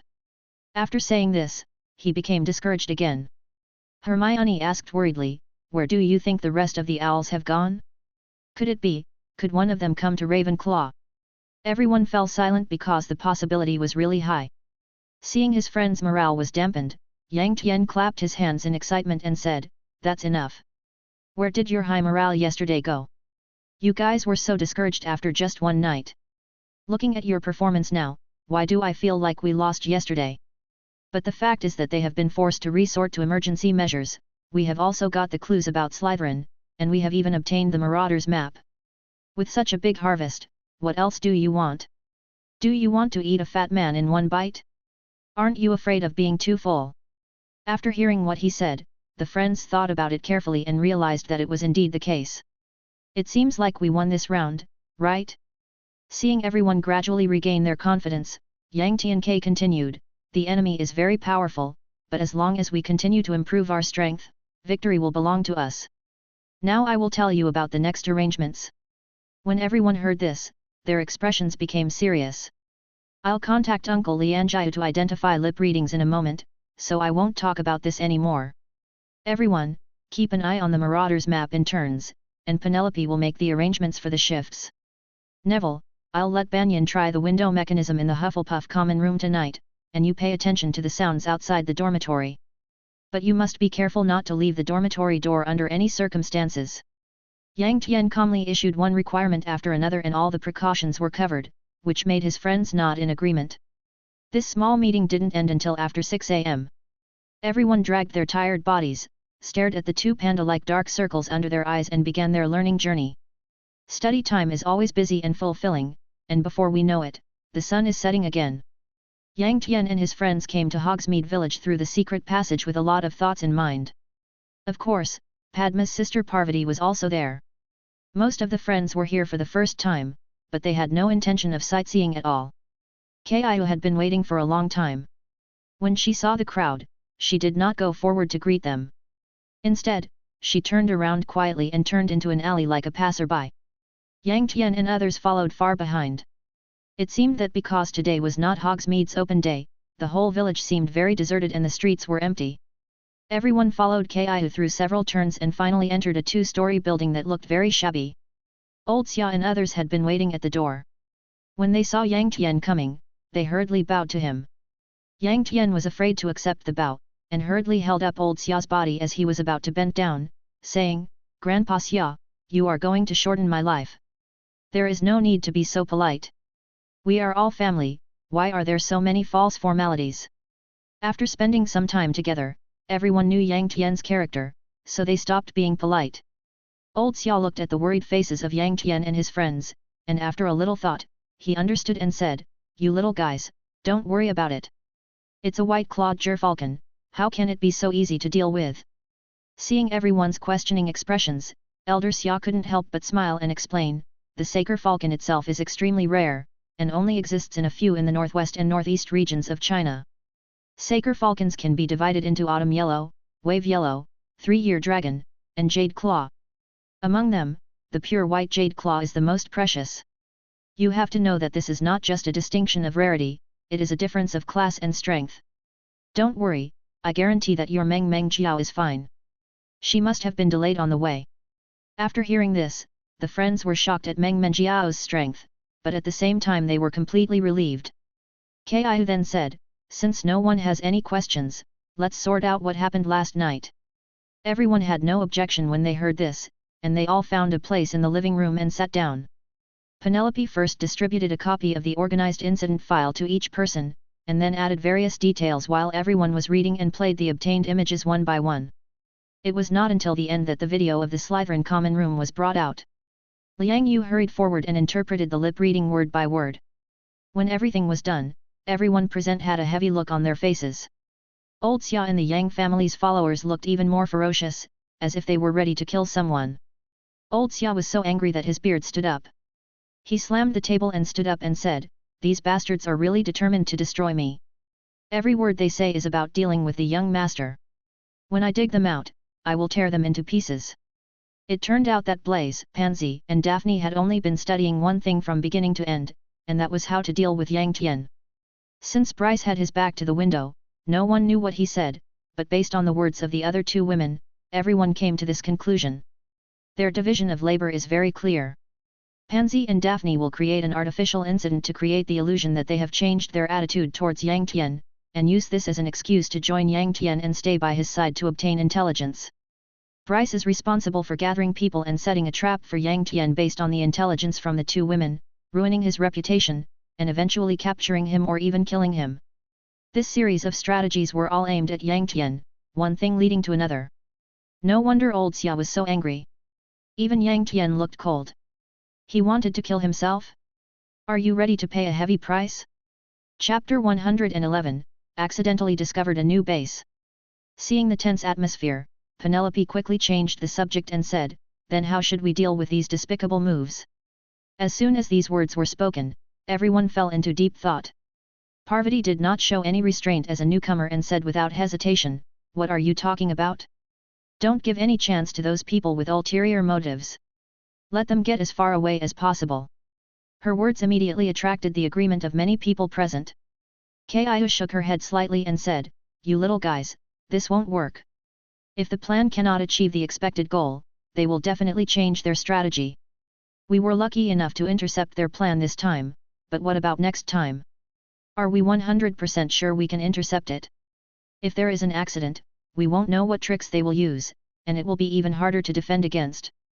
In my opinion, it is better to pretend that we don't know and leave them by our side. Not only will we not give them a chance to take advantage of us, but we can also use this opportunity to give them some false information and catch them all in one fell swoop." Hermione agreed, "Yes, we thought the same thing. There is a lot of room for maneuver here. For example, if we formulate some very important action plans, the other party will definitely pass on these messages. Aren't there still a few minions whose identities have not been uncovered? Knowing the exact time and having a clear tracking target, it shouldn't be difficult to find them, right?" Padma seemed to be inspired by her roommate and continued, "That's right. And we don't necessarily have to catch them all at once. After the news gets out, we can just proceed according to the plan. When we are in danger and exhausted, a mysterious wizard happens to pass by and saves us. It is normal for him to accidentally kill a few bad guys, right?" When talking about the wizard grandpa, Padma winked at Mr. Xia mischievously, making him laugh. "That's right. Once your mind is open, it seems that there is a lot of room for control.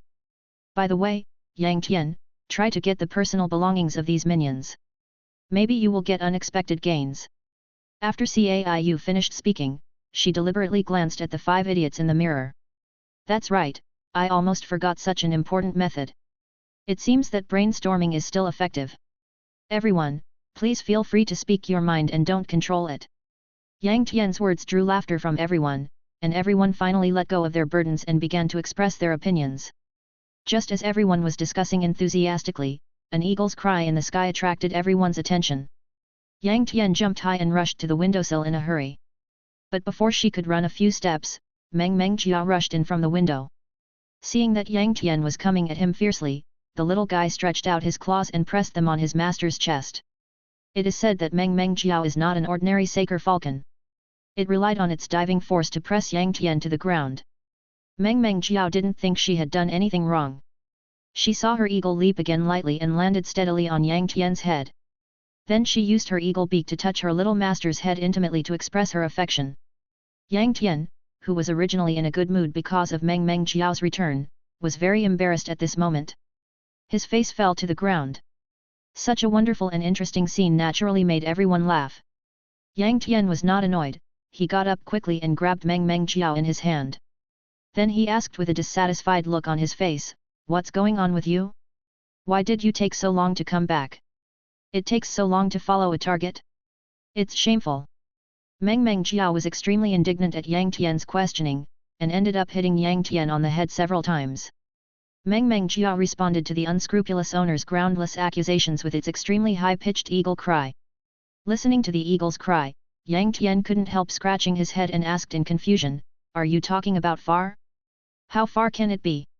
Seeing her owner's confused expression, Meng Jiao became even angrier and came up to her and nagged her a few more times. It's not Yang Tian's fault. Meng Jiao is smart and can understand Yang Tian's words. But Yang Tian has never analyzed the magical animals related to eagles, and he doesn't know how to communicate with eagles. Normally, I can guess pretty close to what Meng Jiao is saying based on her habits and movements. But today you just kept yelling, how can I know what you are saying? Seeing that its owner was still ignorant, Meng Jiao suddenly felt bored. It raised its head proudly and said nothing, looking quite disdainful. Yang Tian gently stroked Meng Jiao's feathers and said flatteringly, "Okay, okay, tomorrow I will study your eagle cry carefully and reach the standard of communicating with you as soon as possible. Is that okay? By the way, can the panoramic telescope be turned on all the way?" Hearing this, Meng Jiao was satisfied. She rubbed her owner's head obediently and took the telescope over. Yang Tian quickly took it over, and took out a few of its favorite grouse, and then led everyone to watch the video. In fact, this video is very boring. Most of the time, it shows an owl flying. People have to watch it at a faster speed until the last stage, when the picture changes. Looking at the large-scale building complex that integrates various styles in the image, as well as the long row of two-story European-style houses with a classical atmosphere that appears at the end of the image, everyone is confused. Where is this? Only Hermione said in shock, This is the University of Manchester. I often go to their library to read during holidays, so I know it." Yang Tian's eyes sparkled, and he took a deep breath and asked, "Do you think this is just an information transfer station or an important institution?" Old Xia was also very satisfied with Meng Jiao's tracking results, but he still said calmly, "No matter what this is, we can't alert the snake. We will always get the answer if we keep an eye on it." Penelope said with a little worry, "It may not be that simple." According to Hermione, it is a Muggle school, surrounded by lively students. I don't know how they hid there, but our people are unfamiliar with the place and lack common sense about the Muggle world. It will be difficult to avoid being discovered. The friends all looked worried upon hearing this, while Yang Tian was thinking whether he should send Meng Jiao to stay there permanently. But Kai smiled and said, "Don't worry, with the 5 idiots in the mirror here, are you still afraid that the person you are monitoring will run away?" The friends' eyes lit up when they heard this, and Yang Tian also asked excitedly, "The 5 idiots in the mirror are also good at surveillance and tracking?" The eldest of the 5 idiots in the mirror said confidently, "The method of finding a target can be varied in many ways, but the essence remains the same and can be applied to many fields. Surveillance and tracking is one of them. And you don't have to worry about our lack of understanding of the Muggle world. Our cultivation method emphasizes practicing in the world and playing with the world. Leave this matter to us." Yang Tian was very excited when he heard this, and quickly said, "Okay, we must pay attention to the upper and lower lines of the other party's contact network. If we can dig out their superior departments, I will definitely make them suffer heavy losses." After a brief pause, Yang Tian continued, but you must remember that your own safety is the top priority in this operation. The enemy is too strange and cruel. If you find that something is wrong, you must withdraw immediately even if the operation fails. This is an order." The 5 idiots felt warm in their hearts and bowed and said yes quickly.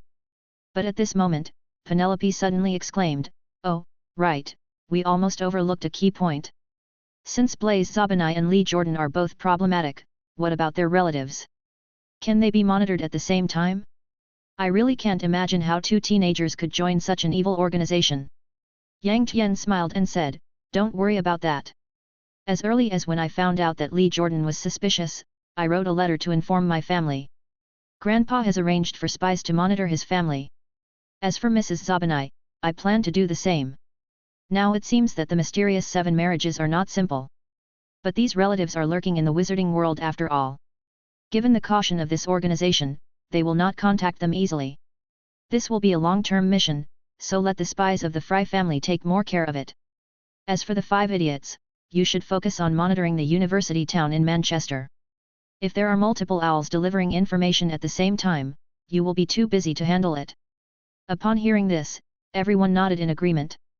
In the following time, everyone discussed the details of various measures, and then they all dispersed. Chapter 112. Showing off each other's acting skills. Time is too thin, fingers are too wide, and in the blink of an eye, another week has passed. During this period, Yang Tian and his friends lived in fear and anxiety, and they were almost suffering from mental illness. The reason was that the so-called plan of Bryce and others had not been seen, and everything was as calm as water. This made the friends suspicious, wondering if the other party had changed the plan. Today's herbal medicine class was still uneventful. After Professor Sprout finished the normal teaching content, he led the little eagles and snakes to continue observing the white fresh medicinal field cultivated by Yang Tian's special planting method as usual. Looking at the thriving herb field, Professor Sprout was shocked and delighted as he said loudly, "It's hard to believe that this has actually been realized. We can experiment and improve this method on more herbs. If this method can be more widely used, it will undoubtedly greatly promote herbology and even potions." After sighing, the professor looked at Yang Tian again and said kindly, "Yang Tian, you can start writing your academic paper now. I have all the specific monitoring data of the medicinal field's growth. When the medicinal field matures, we can publish the paper. You will definitely shock the entire British wizarding world. Oh, by the way, there are 20 points I promised you." Yang Tian nodded quickly. Most of the little eagles and a small number of little snakes also looked at Yang Tian with admiration. Finally, the professor said to the young wizards present with great expectations, "Next, I plan to set up a training group to conduct more extensive experiments based on Yang Tian's breakthrough. Students who are interested can sign up to participate."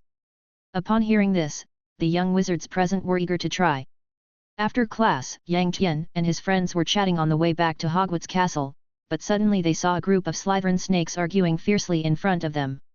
Draco Malfoy said with a proud look on his face, tapping his fingers, "Pansy Parkinson. Daphne Greengrass. You two really make me feel ashamed. I used to consider you my friends.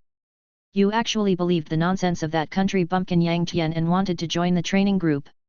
What do you think?" Daphne's face flushed, and she didn't know whether it was out of anger or shame, but her tone was very firm. "Yang Tian's knowledge is obvious to all, how can it be said to be nonsense? The current growth of Baxian has already explained everything. So what's the problem with joining the cultivation group?" Pansy also added fuel to the fire, "Draco, don't let childish jealousy destroy your remaining sanity. The improvement of Wolfsbane potion, the improvement of dill cultivation, and the improvement of fire-breathing fish transfiguration, this achievement can shut up all those who doubt it. If you are not convinced, you should work hard to catch up instead of being incompetent and furious here. I am incapable of rage." The anger in Draco's eyes could no longer be concealed. "Where is the glory of the pure blood family in you? The pure blood family should always hold their heads high, but you have lowered your heads. You make me feel sick." Daphne was obviously really angry, and she retorted, "Come on, Draco. Yang Tian's parents are from big families, he is a pure blood by nature. Can we stop talking nonsense like this? Is it interesting?" Pansy also shared the same hatred and said, "You and your father also attended Yang Tian's birthday party that year. Why didn't you mention the family's glory at that time? It's really ridiculous."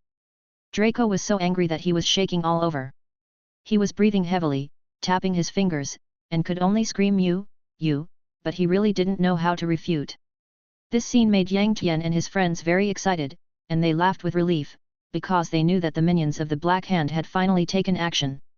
But what was unexpected was that he thought he was a bronze medalist, but he turned out to be a champion. He immediately presented a blockbuster of the year to his friends. Yang Tian even suspected that if this scene was submitted to the Oscars, it would not be a problem to win a Best Actress award. Just when the friends were still watching the show with great interest and commenting on it, Blaze suddenly appeared and stood in front of the embarrassed Draco. He acted proudly and elegantly, raised his chin slightly, and said coldly, "I have to say, you two beautiful ladies are really sharp-tongued. It's a pity that your wishes go against the wishes of most Slytherins. Slytherins are the most united group of people. We are proud but know how to judge the situation, we are greedy but stick to the bottom line. Our spines are straight and our heads are held high. But no matter how the two ladies argue, it cannot change the fact that your spines are bent. So, please stay away from us." These righteous words made the little Slytherin snakes raise their heads and look at the two women with contempt. But the instigator, Brace, didn't pay attention to them. Instead, he kept watching Yang Tian's every move with his peripheral vision, his eyes full of expectation. However, his actions were very covered and no one noticed.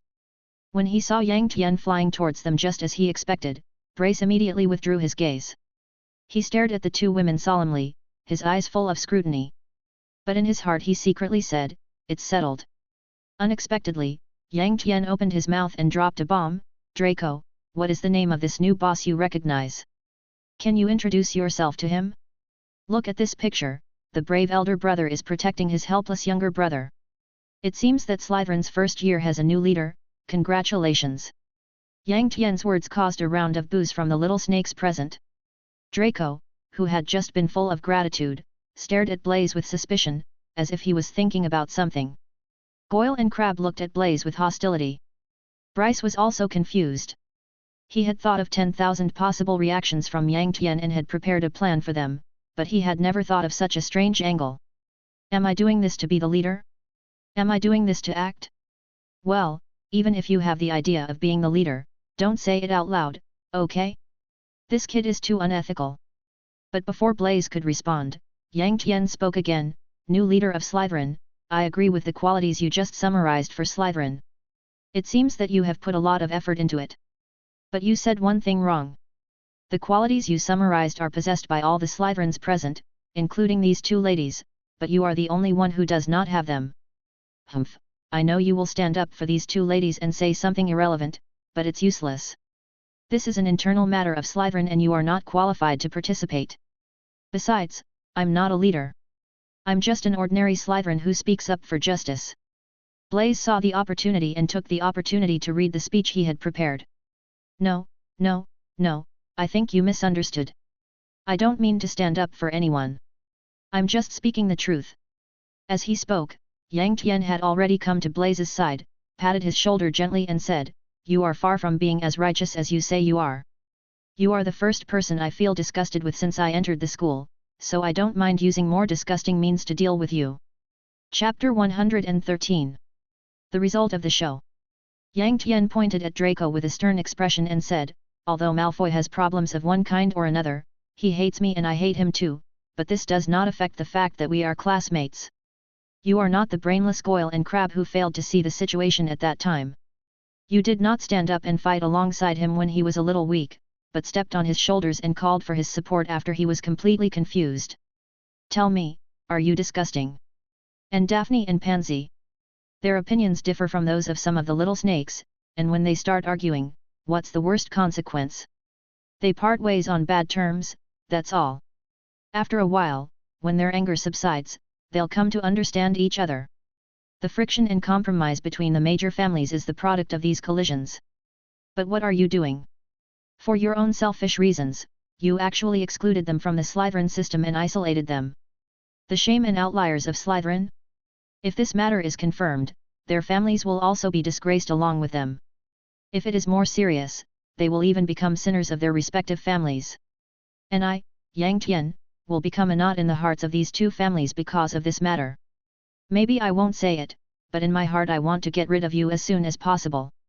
You really have a good plan. You want to step on our corpses to get to the top. Now, on behalf of the Free family and the Chinese Yang family, I ask you, Mr. Blaze Zabanai, who do you represent? After saying that, Yang Tian had already pulled out his ancient magic wand and pointed it at Blaze.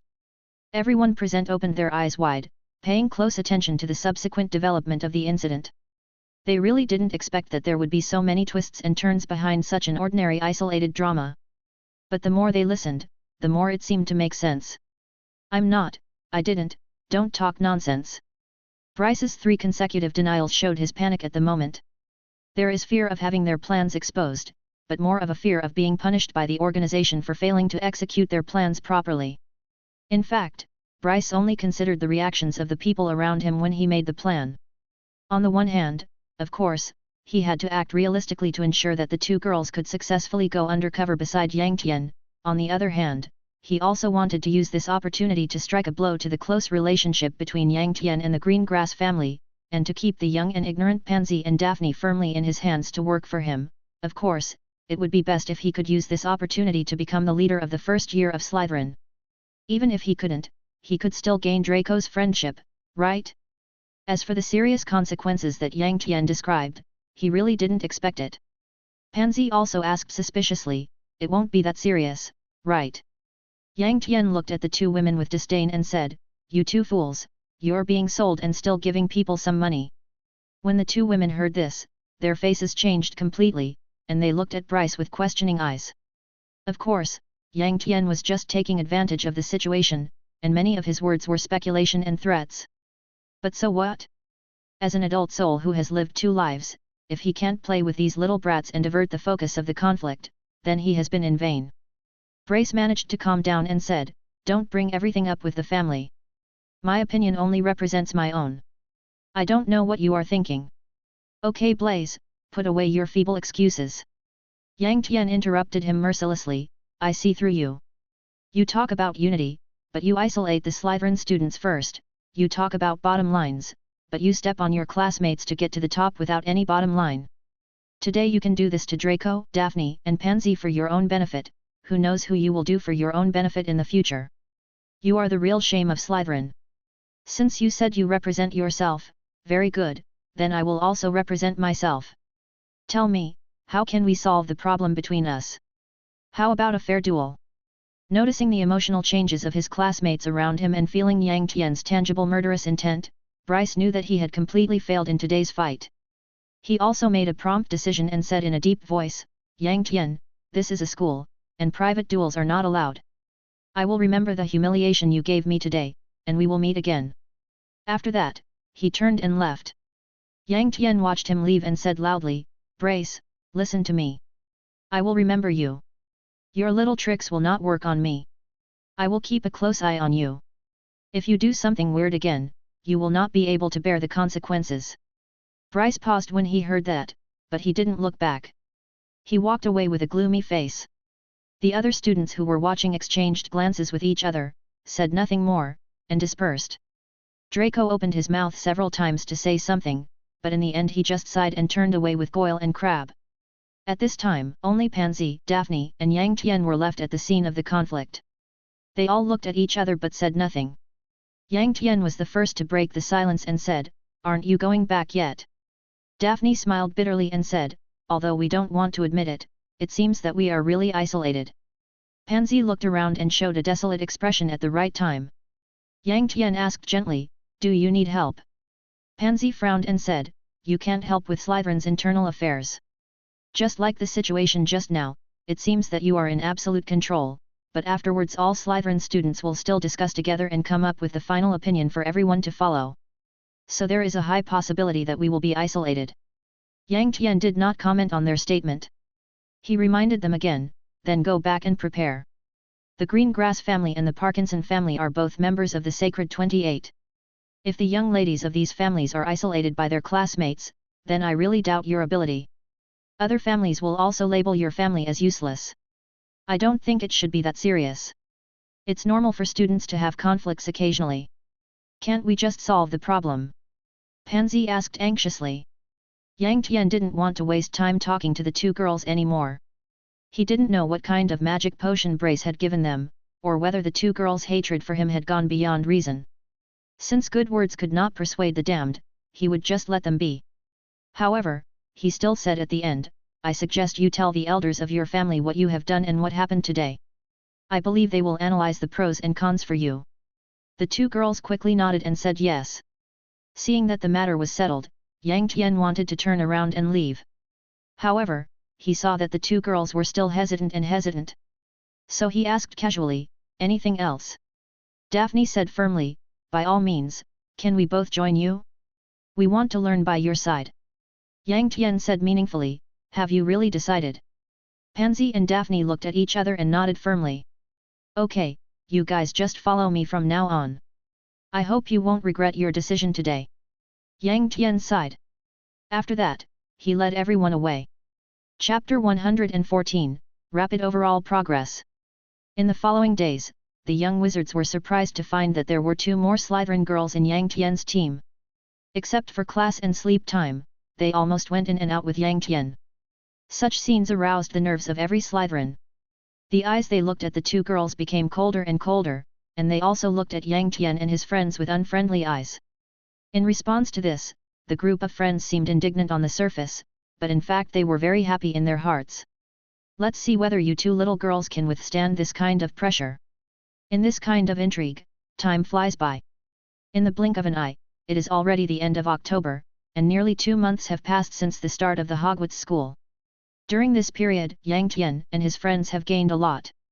After running in, the study group has entered the best state, and the learning efficiency has increased exponentially. After the initial confusion, the friends gradually found their own direction. Neville was recognized by Professor Sprout and his talent in herbology was indeed not low. Hermione's academic genius was fully stimulated by Yang Tian. She worked frantically to catch up with Yang Tian's progress all day long, with the biggest progress made in potions and charms. With the help of Yang Tian, Penelope made rapid progress in Transfiguration and finally joined the Transfiguration Club as she wished, becoming the 7th member of the club. Under Yang Tian's guidance, Zhang Chu's flying skills have become more and more sophisticated. At the same time, she has also shown extraordinary talent in Transfiguration, but she is too young and not as talented as Yang Tian, so Professor McGonagall is still in the observation stage. Padma and Parvati, the sisters, really surprised Yang Tian because their expertise was in the soul. With their family background and the completely different soul magic concepts, their fresh insights often made Yang Tian feel enlightened. Hannah was quite special. Her hobbies were rather extravagant.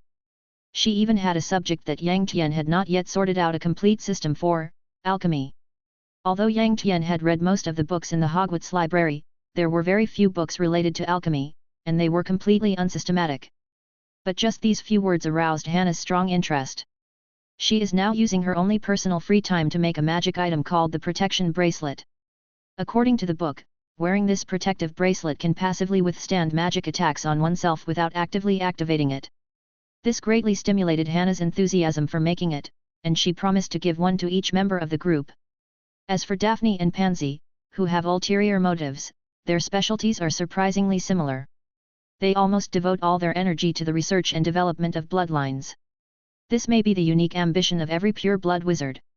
Because from the moment a pure blood wizard is born, the elders of the family will show off to them the glory of their ancestors and the magic of their bloodline. Their ancestors relied on that supreme bloodline and the bloodline magic derived from it to dominate the world and become the foundation of each family.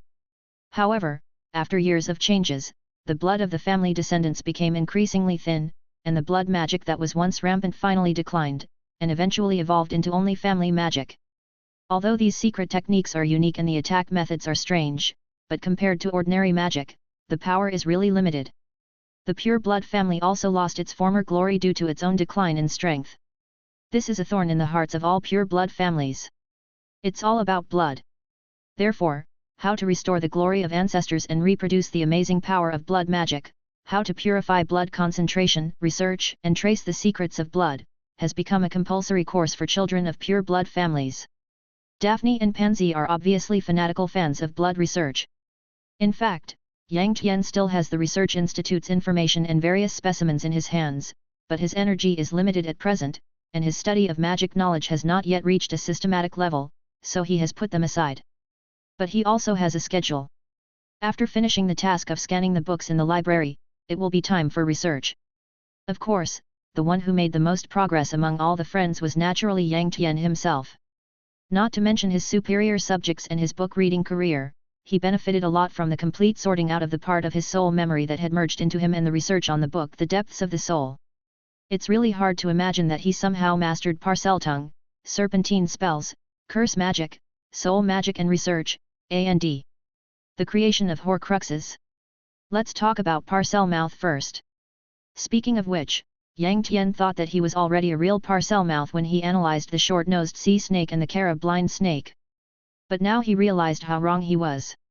According to that memory, the real parcel tongue in ancient times was a magical talent engraved in the soul and could only be acquired through inheritance.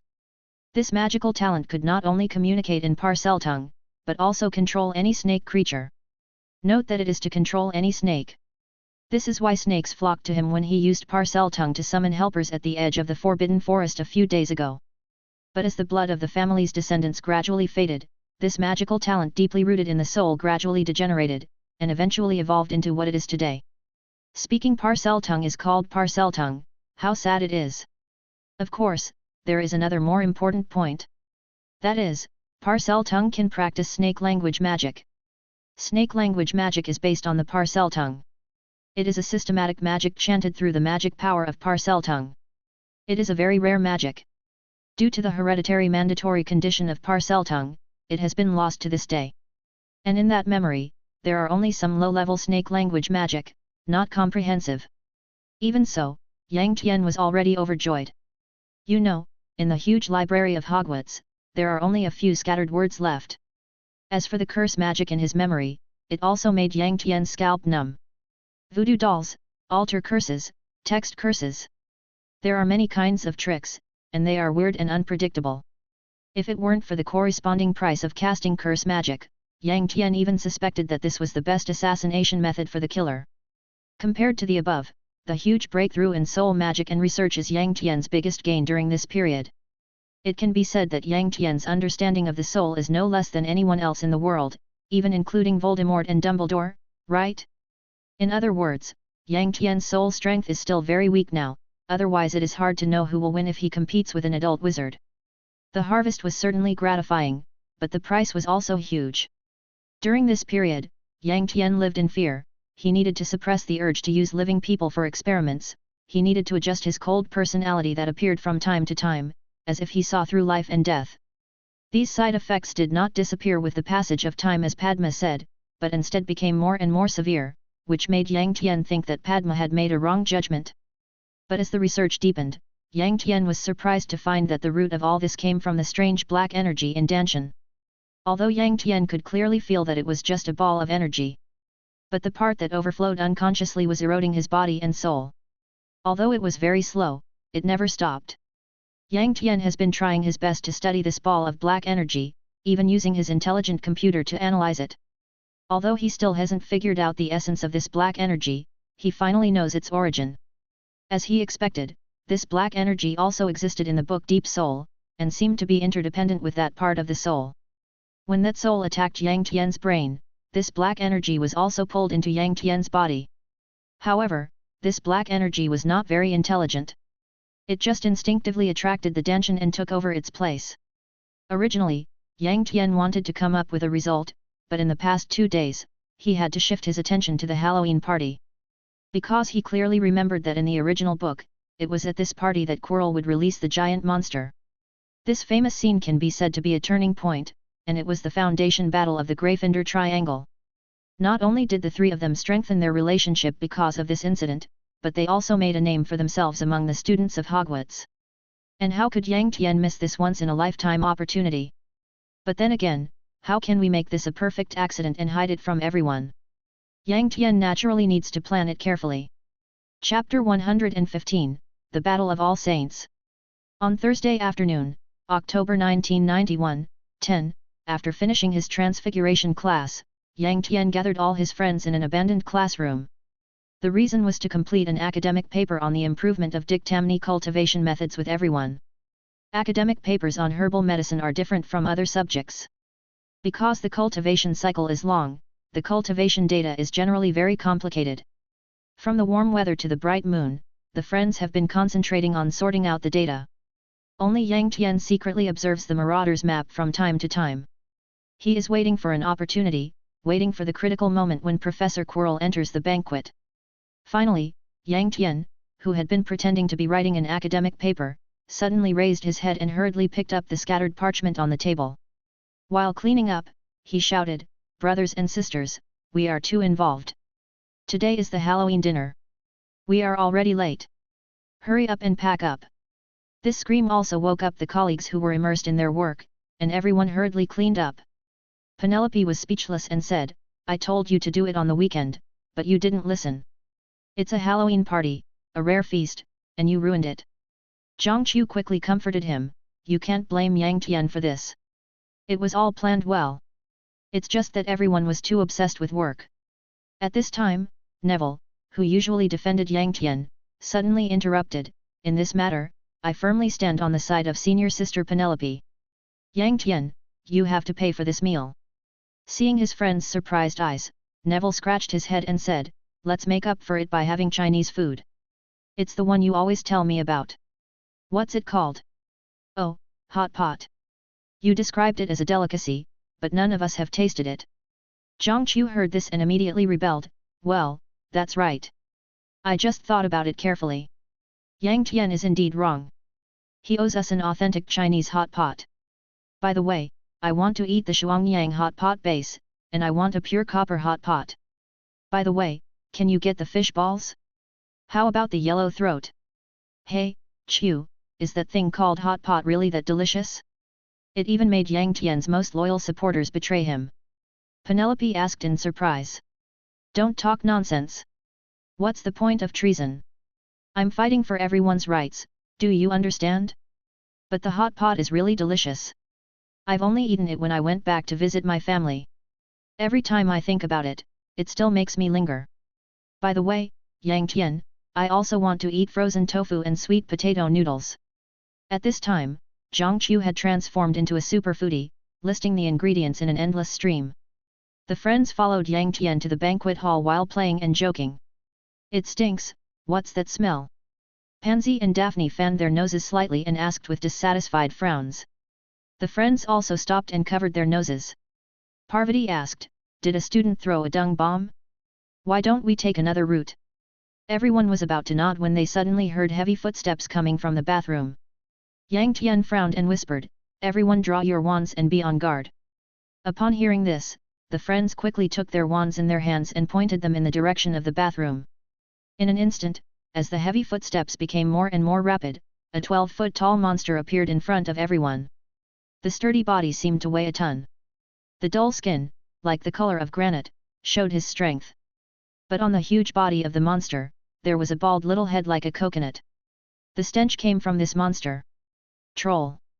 Penelope's terrified scream shocked everyone and also completely attracted the troll's attention to them. The friends screamed loudly when they saw this, and Daphne and Pansy even hid directly behind Yang Tian. The giant monster, which was already known for its unstable mood and prone to rage, completely lost its mind under the stimulation of the scream. It raised the wooden stick and rushed towards Yang Tian and others. Yang Tian tapped the wand in his hand and an eye-speed spell shot out. At the same time, he shouted desperately, "Don't just stand there, attack independently. The head and feet are the main targets. Don't let him rush up." After that, he cast another obstacle spell. When the friends heard Yang Tian's shouting, they managed to calm down and hurriedly cast their own magic spells. However, the young wizards had never seen such a scene before, so they panicked and naturally lost their accuracy in casting spells. After several rounds of attacks, they could not hit the vital parts at all. Most of the spells just landed on the troll's thick skin and flesh, and did not cause any damage to the troll. Fortunately, Yang Tian's eye disease curse did cause some trouble to the giant monster. Severe pain came from his eyes, and his blurred vision made him unable to see the scene in front of him at all. Unfortunately, after several rounds of ineffective magical attacks, the troll's vision finally recovered, and its expression had become even more violent. During this short period of time, Yang Tian used various spells to test the giant's defense capabilities. The test results also made him amazed. The giant's body was like steel, with high defense, and it seemed that only the head was relatively weak. The few strikes I had just made were unable to leave any scars on the giant. I didn't know if it was because my magic power was too weak. The whole process sounds complicated, but in fact it only takes a moment, and the violent giant monster once again rushes towards Yang Tian and others. The barrier spell was not enough to withstand the troll's terrifying momentum, and it couldn't even delay the troll for a second or two. Yang Tian's eye disease spell was also difficult to hit again under the troll's deliberate protection. As time went by, the giant monster, which was originally not far away, was only 3 or 4 steps away from Yang Tian and others in the blink of an eye. The group of little wizards, who were already greenhouse flowers, were completely panicked. They screamed and attacked frantically while retreating backwards. Penelope asked decisively, "Yang Tian, don't force it. We can retreat to the left rear and deal with it at the stairs." All the friends looked at Yang Tian hopefully, waiting for his decision. But Yang Tian said with a firm face, "You lead them to retreat first, I will hold it back for a while, otherwise no one can escape." Zhang Qiu said firmly, "If you want to go, let's go together. If you don't go, I won't leave either." Her words immediately drew the approval of her friends. Yang Tian angrily said, "Listen to senior sister's orders immediately. If you delay any longer, I will not be able to escape." Seeing that the situation was urgent, Penelope also put on the airs of a senior student and said, "Stop talking nonsense. I'm not asking you to run away. Go to the stairs and occupy a favorable position. We still have to fight again." After saying that, she was already pushing everyone back by force. Seeing everyone evacuate as ordered, Yang Tian couldn't help but breathe a sigh of relief and was about to cast a spell to continue fighting the giant monster. But at this moment, an accident happened. Chapter 116. However, Daphne and Pansy, who were standing behind Yang Tian, were either too nervous or scared or something.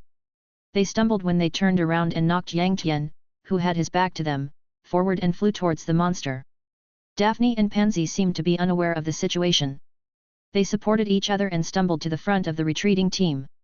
When Zhang Qiu, who was forced to retreat, looked back, his eyes were bloodshot. Yang Tian was in danger. Zhang Qiu went completely crazy. She pushed everyone away regardless of everything and rushed towards Yang Tian, trying to stand in front of Yang Tian. The other friends were also shocked and rushed back to rescue. Only Daphne and Pansy hesitated. Yang Tian, who had already lost his balance, was completely furious when he saw everyone returning.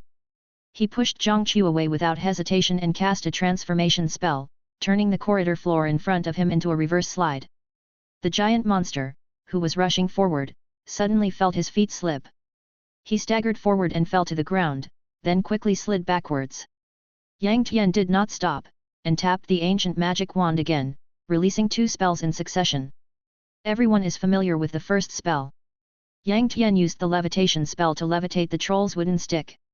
But for the second spell, Yang Tian uttered a familiar but unfamiliar spell, Wing Dei Monasosa. The strange spells were accompanied by the heavy and unfamiliar gestures of the ancient magic wand. After some operations, the wooden stick in the sky fell down like a huge rock. The fierce impact that far exceeded the free fall directly carried the huge stick and hit the giant monster's head hard. When the friends saw this scene, they cheered, but Yang Tian frowned. Due to the steep slope of the slide, the troll slid down very quickly, which created an error with the speed at which the giant stick fell. Although the giant stick was very powerful, it only hit the giant monster's shoulder. Even so, it caused the giant monster to scream in pain. At this time, Yang Tian did not stop for a moment.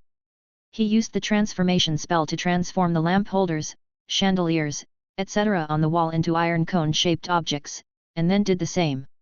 With shouts of Wing Dei Monasosa, iron spikes hit the giant like hail.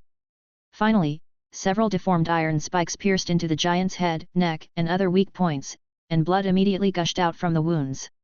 Yang Tian was overjoyed when he saw this, and cast Sectum Sempra on the giant's wound. However, his Sectum Sempra was enhanced with sharp gold elements, which entered the giant's body through the wound. In an instant, the giant's skull and internal organs at the neck were minced into minced meat. The giant was completely dead before it even had time to scream. Yang Tian, who had fallen to the ground, stood up slowly and breathed a sigh of relief. But he suddenly felt his back being beaten hard, and when he looked back, he saw Zhang Qiu, who was already crying. The other friends also came forward and gave him a big hug. Even Pansy and Daphne, who had been hiding behind everyone in panic, came forward to congratulate them and expressed their hatred and shame for their own cowardice. Perhaps it was the first time that the friends saw two such arrogant people confessing humbly, so everyone said that they were not much better than them and could not help at all.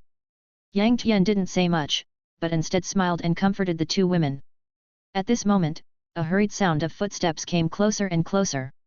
The friends looked back and saw Professor McGonagall, Professor Snape, and Professor Flitwick rushing over. When Professor McGonagall saw what was happening, she covered her mouth and cried out, "Merlin, what is going on?" Professor Snape's hawk-like eyes immediately stared at Yang Tian, and he asked in a cold tone, "Yang Tian, answer me a question first, why didn't you obey the school's order and return to the dormitory?" Yang Tian asked in astonishment, "Professor Snape, what's the order? Why do you want to go back to the dormitory?" This sentence immediately left the professors speechless. Looking around at the young wizards who were as confused as Yang Tian, Professor McGonagall asked in confusion, "You didn't attend the Halloween dinner?" Yang Tian said apologetically, "I'm sorry, Professor McGonagall. This afternoon, my friends and I were busy writing an academic paper on the improvement of the cultivation method of dictamny. Everyone was helping me organize the cultivation data. I didn't expect that we were all immersed in it all of a sudden. It was only just now that I remembered about the dinner. That's why I hurried over here." Seeing the little ones showing such real pride, the professors couldn't help but admire them inwardly. Professor Snape suddenly asked, "What's going on here? Your strength is obviously not enough to deal with a giant monster. Daphne, you tell me." Under the gaze of the professors, Daphne objectively narrated the entire incident from beginning to end, and her friends also added to the story. After listening to everyone's story, the professors felt cold sweat on their backs. The three of them did not rush to say anything, but came to the giant monster and observed it carefully. After a moment, Professor McGonagall spoke first, "Wonderful transfiguration, the slide transformation, the iron cone transformation, although simple, but full of imagination. Combined with actual combat, the effect is remarkable." Professor Flitwick also pondered for a moment before continuing, "A simple but practical levitation spell, but it shouldn't have such a strong impact. Tell me how you did it." Yang Tian did not hide his secrets and smiled, "This is an application I realized when I was studying the levitation spell. Wingardium Leviosa, this is a fusion of English and Latin. The first half of the spell is Wingardium, wing means wings, fly, ardium means high, and the second half Leviosa comes from the Latin levo, which means to rise, to lift, and also from levis, which means light. Osa and em are both Latin suffixes." Looking at Professor Flitwick's encouraging eyes, Yang Tian continued, "And during the practice, a sudden thought occurred to me. If the wings are upward, they will float. So what about downwards? If an object is rising, it will float if it is very light. But what about if it is heavy and falls? The same idea applies to gestures, a gentle wave and shake, a heavy pull and press. Of course, the most important thing is the nature of the magic structure of the levitation spell. The arc-shaped magic structure bears the largest area of air resistance, so can the conical magic structure minimize the air resistance? Of course, there are also powerful downward flying wings and a substantial heavy burden. Then everything will be done." As Yang Tian explained, he used the ancient magic wand to carve something out of thin air. The friends looked confused, but Professor Flitwick gradually showed an expression of appreciation and comfort and said, "Very good, Yang Tian, you let me see the exploration and greed of magic of an excellent Ravenclaw. I discovered the additional application of the levitation spell when I was 15 years old, and you are only 11 years old this year. Unimaginable genius. But don't be proud. I want to tell you that the application of the levitation spell is far more than that. If your levitation spell is currently applied at the 2nd level, then mine is at the 4th level. Moreover, the 4th level is not the end." After saying this, Professor Flitwick winked mischievously. Chapter 117, Meeting Dumbledore Again. Hearing this, Yang Tian's heart skipped a beat. He realized how naive and ridiculous it was to think that magic spells were beyond this level. Learning the magic spells in books was only the beginning. To study the magic spells in depth and deduce the essence and application of the magic spells was to enter the realm of mastery. While he was still thinking deeply, Professor Snape's cold words rang in his ears, "What was the last spell you used?" Yang Tian was stunned for a moment before answering, This spell is called the Divine Sharpness spell. I learned it by accident from a book called Advanced Magic Potion Making. Snape stared at Yang Tian intently and asked, but I see that the damage of your spell seems to be a little different. Yang Tian understood, because he could clearly feel the spiritual jade pendant hidden under his wizard robe trembling slightly, and a chill went straight from his chest to his brain. Haha, legilimency. But Yang Tian said without hesitation, yes, there are two key points of this spell, weirdness and sharpness. The more weirdness, the less sharpness. Similarly, the more sharpness, the less weirdness. And the situation at that time was that the giant monster had already formed a wound on its body, so I just needed to pursue absolute sharpness. Snape's mouth twitched, but he suddenly asked, where is the book Advanced Potion Making?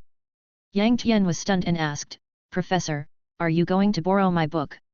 After asking this question, Yang Tian smiled in his heart. He knew that the owner of this book was Snape himself, and he also knew that the notes on it were made by Snape when he was young. But he wanted to bet that Professor Snape would not pursue the whereabouts of this book too much. After all, it was just a note from his student days. If you really cared about him, you wouldn't have left him stranded outside, right? And even though he's already finished reading the book, it's better to have it in your hands than in someone else's, right? At least you can let your friends study it together, right? Sure enough, Professor Snape didn't say much, and quickly changed the subject. There are so many of you, and you have been writing papers since the afternoon, but you just happened to be rushing to the banquet when the troll appeared. Isn't all this a little too coincidental? Yang Tianyi couldn't stand it when he heard this. Can you guess the truth of this matter? What if you guessed it right? At this moment, everyone discovered that the handsome boy who had been so polite and harmless just now had raised his proud head in a moment, and said softly with an elegant but arrogant manner. Dear Professor Snape, I agree with your statement. It is indeed a coincidence. I had just entered the school for a few days when I was ambushed by a black-robed wizard and almost died. It's only been a few days since everything started, and I haven't even found the mastermind behind it, and now I'm being attacked by a troll again. I'm confused. Is it because Hogwarts is too unsafe? Or are all the dangers just coincidentally targeting me? I think I need to discuss this with my family. The professors were all speechless when they saw the handsome young man who was like a little powder keg at this moment. Professor McGonagall clenched her fists awkwardly, as if she was ashamed of not being able to protect her students. Professor Flitwick glanced at Snape reproachfully, as if to say, why are you bothering him for no reason? Is he one of those good kids? Professor Snape was staring at Yang Tian with his cold eyes without saying a word, as if he wanted to use this method to make the young man give in. Yang Tian's was not afraid at all. He looked at Professor Snape with a calm gaze and remained silent. When the friends saw this scene, they felt very nervous. This was a fight. Just when Professor Snape and Yang Tian were staring at each other, trying to defeat each other with their eyes, Dumbledore's slightly old voice appeared in everyone's ears. Okay, Severus, I already know what happened here. Every child has performed their part in this matter.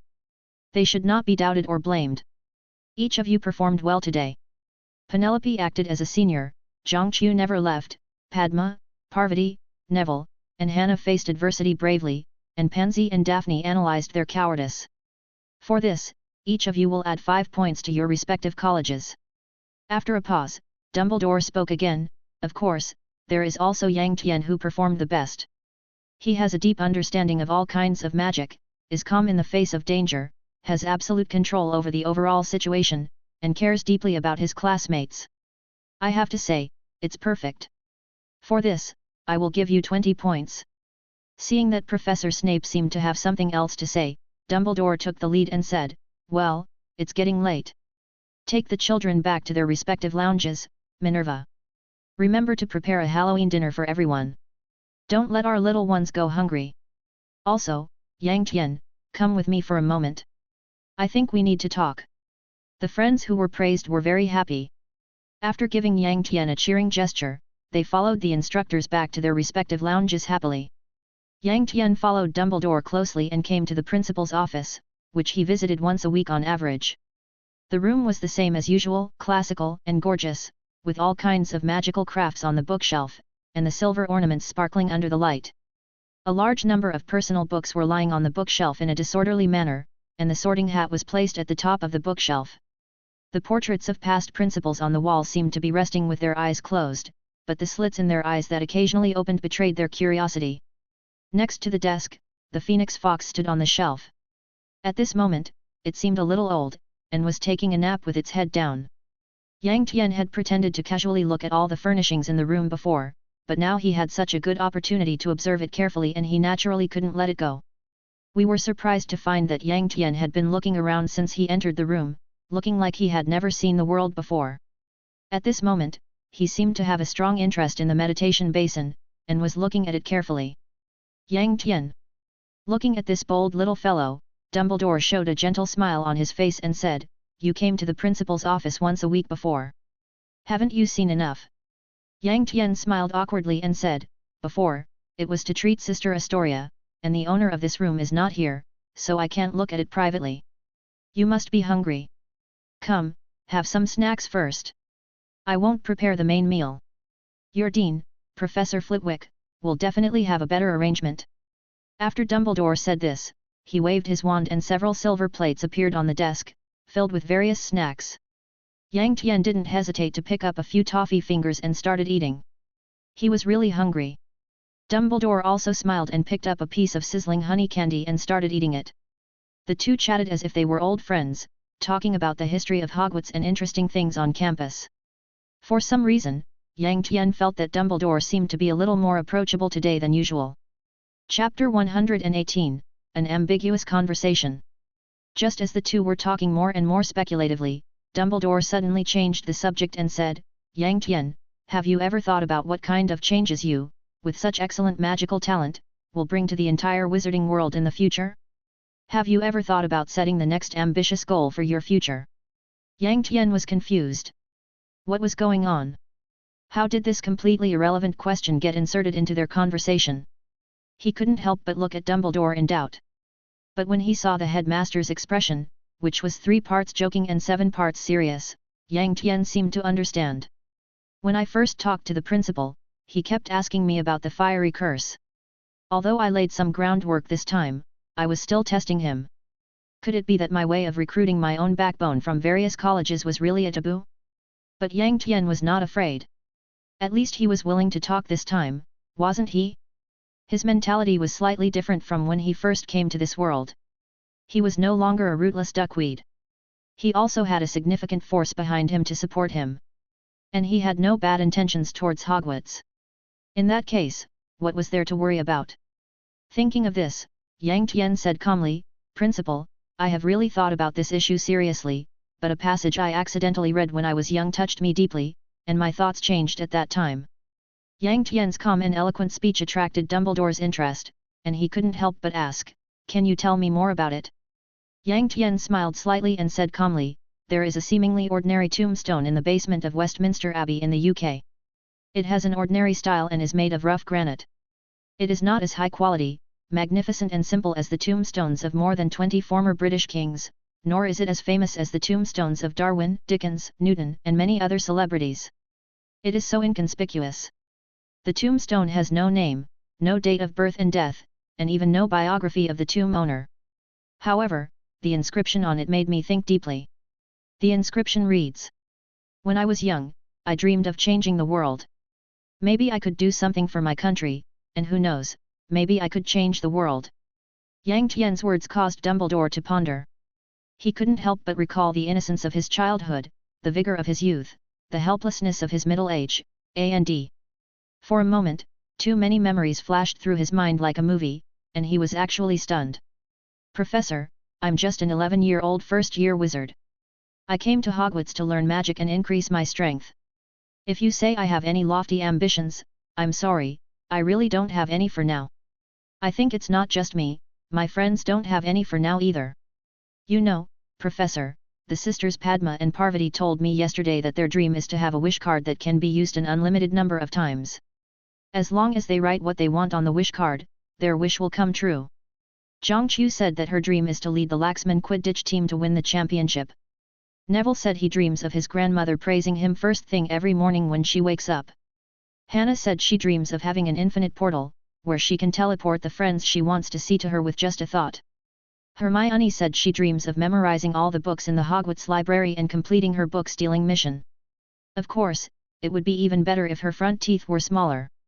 As for me, if I must say that I have a dream, it is to become strong enough to protect everyone around me. Seeing Yang Tian's serious look, Dumbledore was silent, then smiled again, like today. Yang Tian smiled particularly brightly, yes, just like today. After that, their conversation became harmonious. Dumbledore took the opportunity to test Yang Tian's family situation, and was particularly interested in Yang Tian's life before he came to the Foley family. Yang Tian was naturally not shy, and casually described the wonderful Chinese life of the family of three. As for whether to believe it or not, it was not his concern. Yang Tian also took this opportunity to ask Dumbledore many questions about magic, and Dumbledore was willing to answer all his questions. It seemed that the principal was in a particularly good mood today, and he even demonstrated several relatively advanced magics for Yang Tian and explained them. Patronus Charm, Traceless Extension Charm, Disapparition Charm, Disillusionment Charm. My child, the Patronus Charm requires the caster to hold onto a moment of pure joy, just as they must recall their happiest memory. What? Professor Dumbledore, are you sure that other space equipment cannot be placed inside the space equipment? Oh, of course, kid. The Traceless Extension Charm is a technique for folding and mending space. Putting one spatial device into another will inevitably cause spatial fluctuations and violent collisions. The result is self-evident. Child, in fact, apparition is only limited to students aged 17 and above, so I still suggest that you start with the Patronus Charm. The old man and the young man ended their conversation today in this magic discussion. What made Yang Tian happiest was that before he left, Dumbledore gave him more than 10 books related to these advanced magics. Just like that, Yang Tian was thinking about the spatial principle of the suitcase that he had put the white jade ring into. At the same time, he was thinking about the purpose of Dumbledore's conversation with him today. In a daze, he had returned to the door of the Ravenclaw common room. As soon as he pushed the door open, he heard several consecutive bang, bang, bang sounds.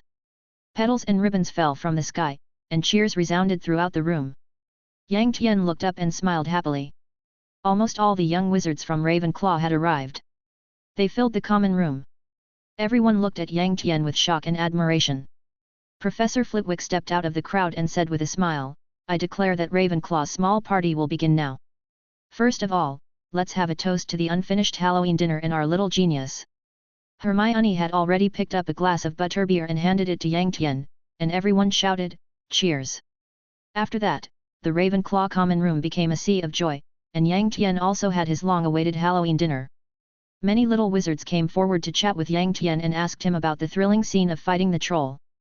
Yang Tian did not act mysterious or exaggerate, but told everything in a very plain manner. Such a narration actually made the young eagles, who are known for their wisdom, more fond of him. Professor Flitwick was also very excited today, and he played with everyone. From time to time, he used his magic wand to perform a pineapple tap dance, which made the little eagles very excited. After the laughter, Professor Flitwick also talked to Yang Tian about many insights and experiences in magic spells, which made him feel enlightened. The party ended successfully until late at night, and the happy little eagles gradually dispersed. Chapter 119. Not long after returning to the room, Terry fell asleep. But Yang Tian still did not rest. He first looked through the books he got from Dumbledore one by one. Only after he was sure that Terry was indeed in a deep sleep did he open the window.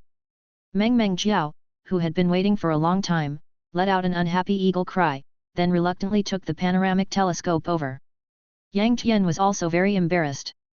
He touched Meng Jiao's feathers in a flattering manner and took out 2 grouse as compensation. Only then did this little foodie turn her anger into joy and start acting coquettishly towards him. Yang Tian comforted her for a while before sending Meng Jiao to sleep in the owl shed. He then picked up the panoramic telescope and started watching. The video content was exactly the whole process of him and his friends fighting the giant monster. Yang Tian first played the saved video slowly, carefully observing the surrounding environment in the video, and after confirming that there was no one else around, he accelerated the playback. He did not return to normal speed until the scene of Pansy and Daphne hiding behind him in fear appeared. As the video continued to play, Yang Tian's mouth curled up into a sneer. Even until the moment before he fell, his eyes were full of hostility. Looking at the suggestive looks between Pansy and Daphne in the video, the action of pretending to push him out, and the smile of success at the end, Yang Tian was certain that they wanted to kill him on purpose. At this moment, Yang Tian no longer had any hesitation in his heart. The suppressed impulse was being released. He could finally implement the plan. In fact, during the 2 months of studying at Hogwarts, Yang Tian's strength has been greatly improved. Although his magic power is still insufficient, his weird attack mode and unpredictable attack methods have made up for this shortcoming. Therefore, for Yang Tian today, dealing with a giant monster is not a problem at all. If that's the case, then why did he plan for so long? Of course, he wanted to make this battle with the giant monster a trap. Since the 2 women were undercover by his side to monitor his whereabouts and gather intelligence, how did they transmit intelligence in case of emergencies in order to ensure the timeliness of the intelligence?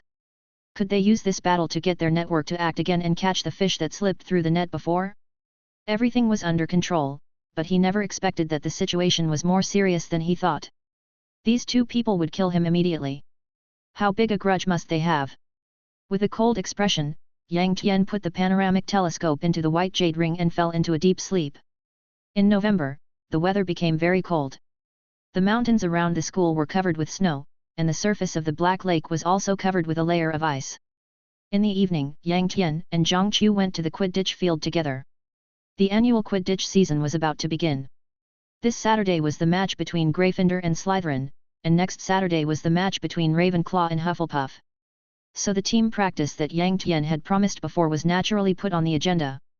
What Yang Tian didn't expect was that when he arrived at the Quidditch field, he unexpectedly ran into Hagrid. He was still the same, wrapped in a long moleskin coat, wearing rabbit fur gloves and huge beaver fur boots. Seeing Hagrid, Yang Tian was overjoyed, and he greeted Hagrid in a barrage of questions. "Hey, Hagrid, when did you come back? Why didn't you tell me? Did you encounter any danger on the way?" After saying that, he controlled the somersault cloud and rushed directly to Hagrid.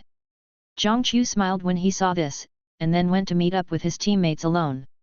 Seeing Yang Tian, Hagrid was also very happy and said, "Hey, Yang Tian, it's been a long time since we last met.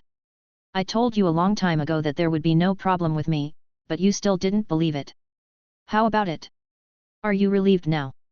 Yang Tian laughed loudly upon hearing this and said, "You are really awesome. When do you have time? Can we get together? Maybe in a few days. I just came back and heard that something happened in the Forbidden Forest recently. I'm busy looking for clues, otherwise I would have invited you to the cabin a long time ago." After a brief explanation, Hagrid complained again, "Besides the Forbidden Forest, there are a lot of things to do here. This damn weather, there is frost on the ground, especially the stadium, and these flying brooms all need to be defrosted. Believe me, this is not an easy job." Yang Tian keenly grasped the key word "something happened in the Forbidden Forest." He was moved and asked, "What happened in the Forbidden Forest?" Hagrid also answered casually while defrosting, "It's nothing serious, just some unidentified people are secretly hunting unicorns. Luckily, Firenze and I happened to pass by last night, otherwise." As he was speaking, the big man seemed to suddenly realize something and immediately said angrily, "Yang Tian, what you should do now is to study magic well.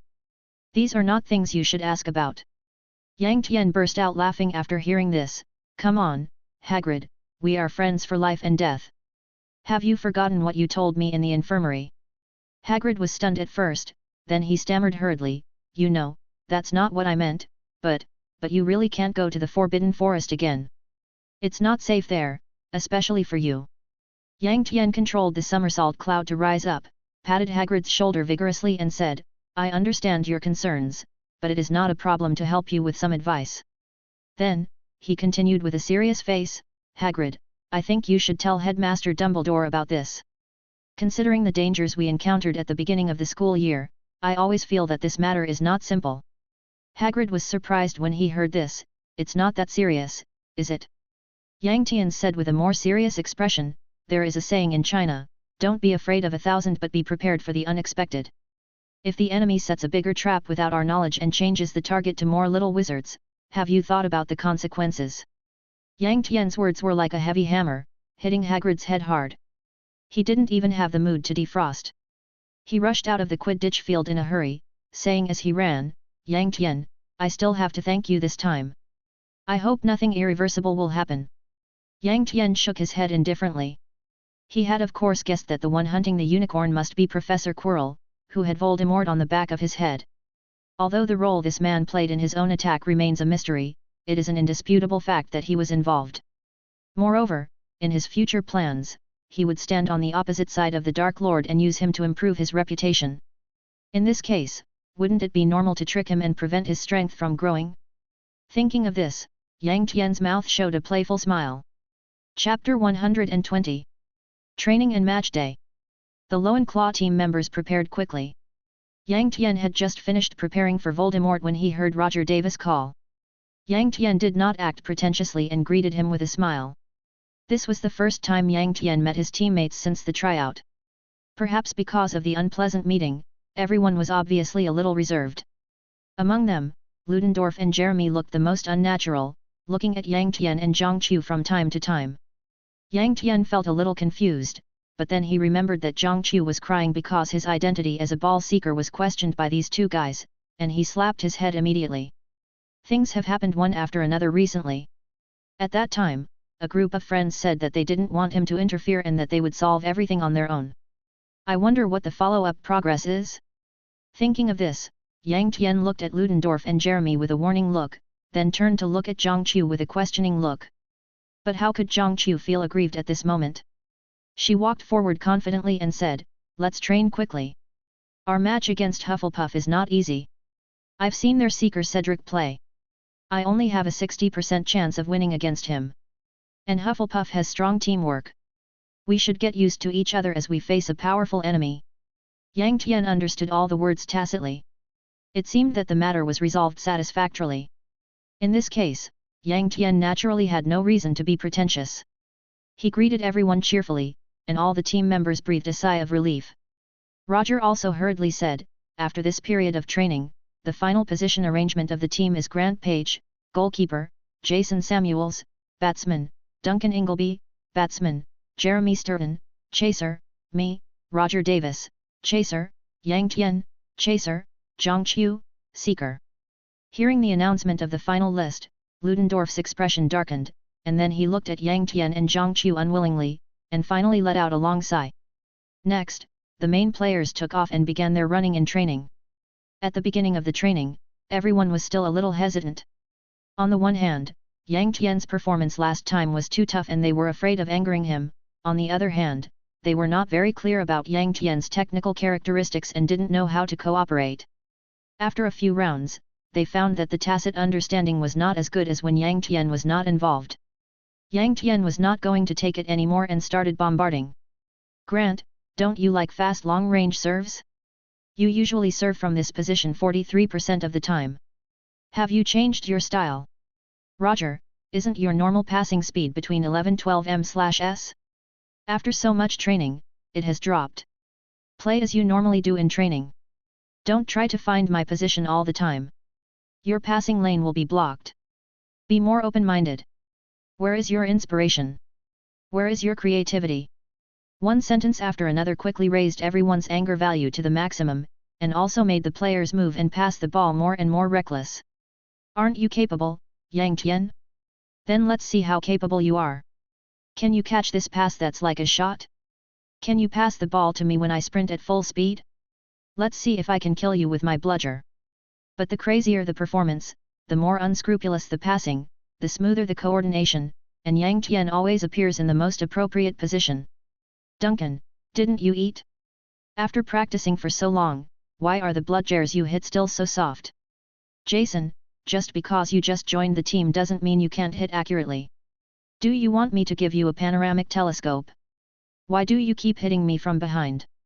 Is there someone out there using a disillusionment charm? Grant, it's you again. How many goals are you going to let me score? You should keep an eye on the quaffle, not always follow others." After 5 full hours, all the players were exhausted and collapsed on the grass. "Stand up and move around. Are your bodies so weak? It's only been a short period of training and you're already unable to bear it."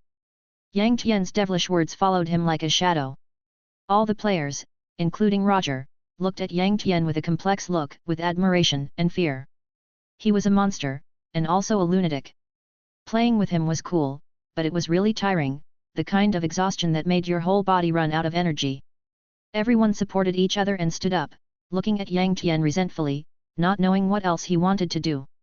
Grant, who was always taciturn, stammered for the first time, Yang Tian, I am your senior, you can't bully an honest person like this. Pucci. Zhang Qiu really didn't want to laugh, but he couldn't help it. The corners of Yang Tian's mouth twitched, but he still forced a smile, took out a dozen grass-green magic potions and said, Physical strength recovery potion, one for each person. After drinking it, walk back to the castle. I guarantee that you won't have any pain in your body when you wake up in the morning. After that, he distributed the potions. Just notify me in advance for the next joint practice. However, I hope you can stick around a little longer next time. If there's nothing else, we'll leave first. After saying that, Yang Tian waved his hand and left with Zhang Qiu. Captain. Captain, actually, we just need to practice on our own. With Yang Tian's level, there will be no problem for him to go straight in. Jason swallowed and stammered. Duncan nodded quickly and said, Captain, my arm is almost broken. Please have mercy on us. Jeremy also said, how can this be called a joint training? This is clearly asking for trouble, okay? It's like an adult bullying a child. On the contrary, Grant said excitedly, no matter what, we have to practice together again before the game. I am looking forward to the game now. Our opponents will be desperate. Captain Roger also puffed out his chest and said, come on, everyone. This year's Ravenclaw will shine on the Quidditch field. It was a sunny but cold Saturday morning, and the restaurant was filled with the tempting aroma of delicious food. Every little wizard was chatting happily and discussing topics related to Quidditch. Because today is the beginning of the Hogwarts Quidditch season, the two teams are Gryffindor and Slytherin. Not only the students of these two colleges, but even the little eagles and badgers hope to see a wonderful game. While eating grilled sausages, Zhang Qiu asked Penelope beside him, Yang Tian hasn't gotten up yet.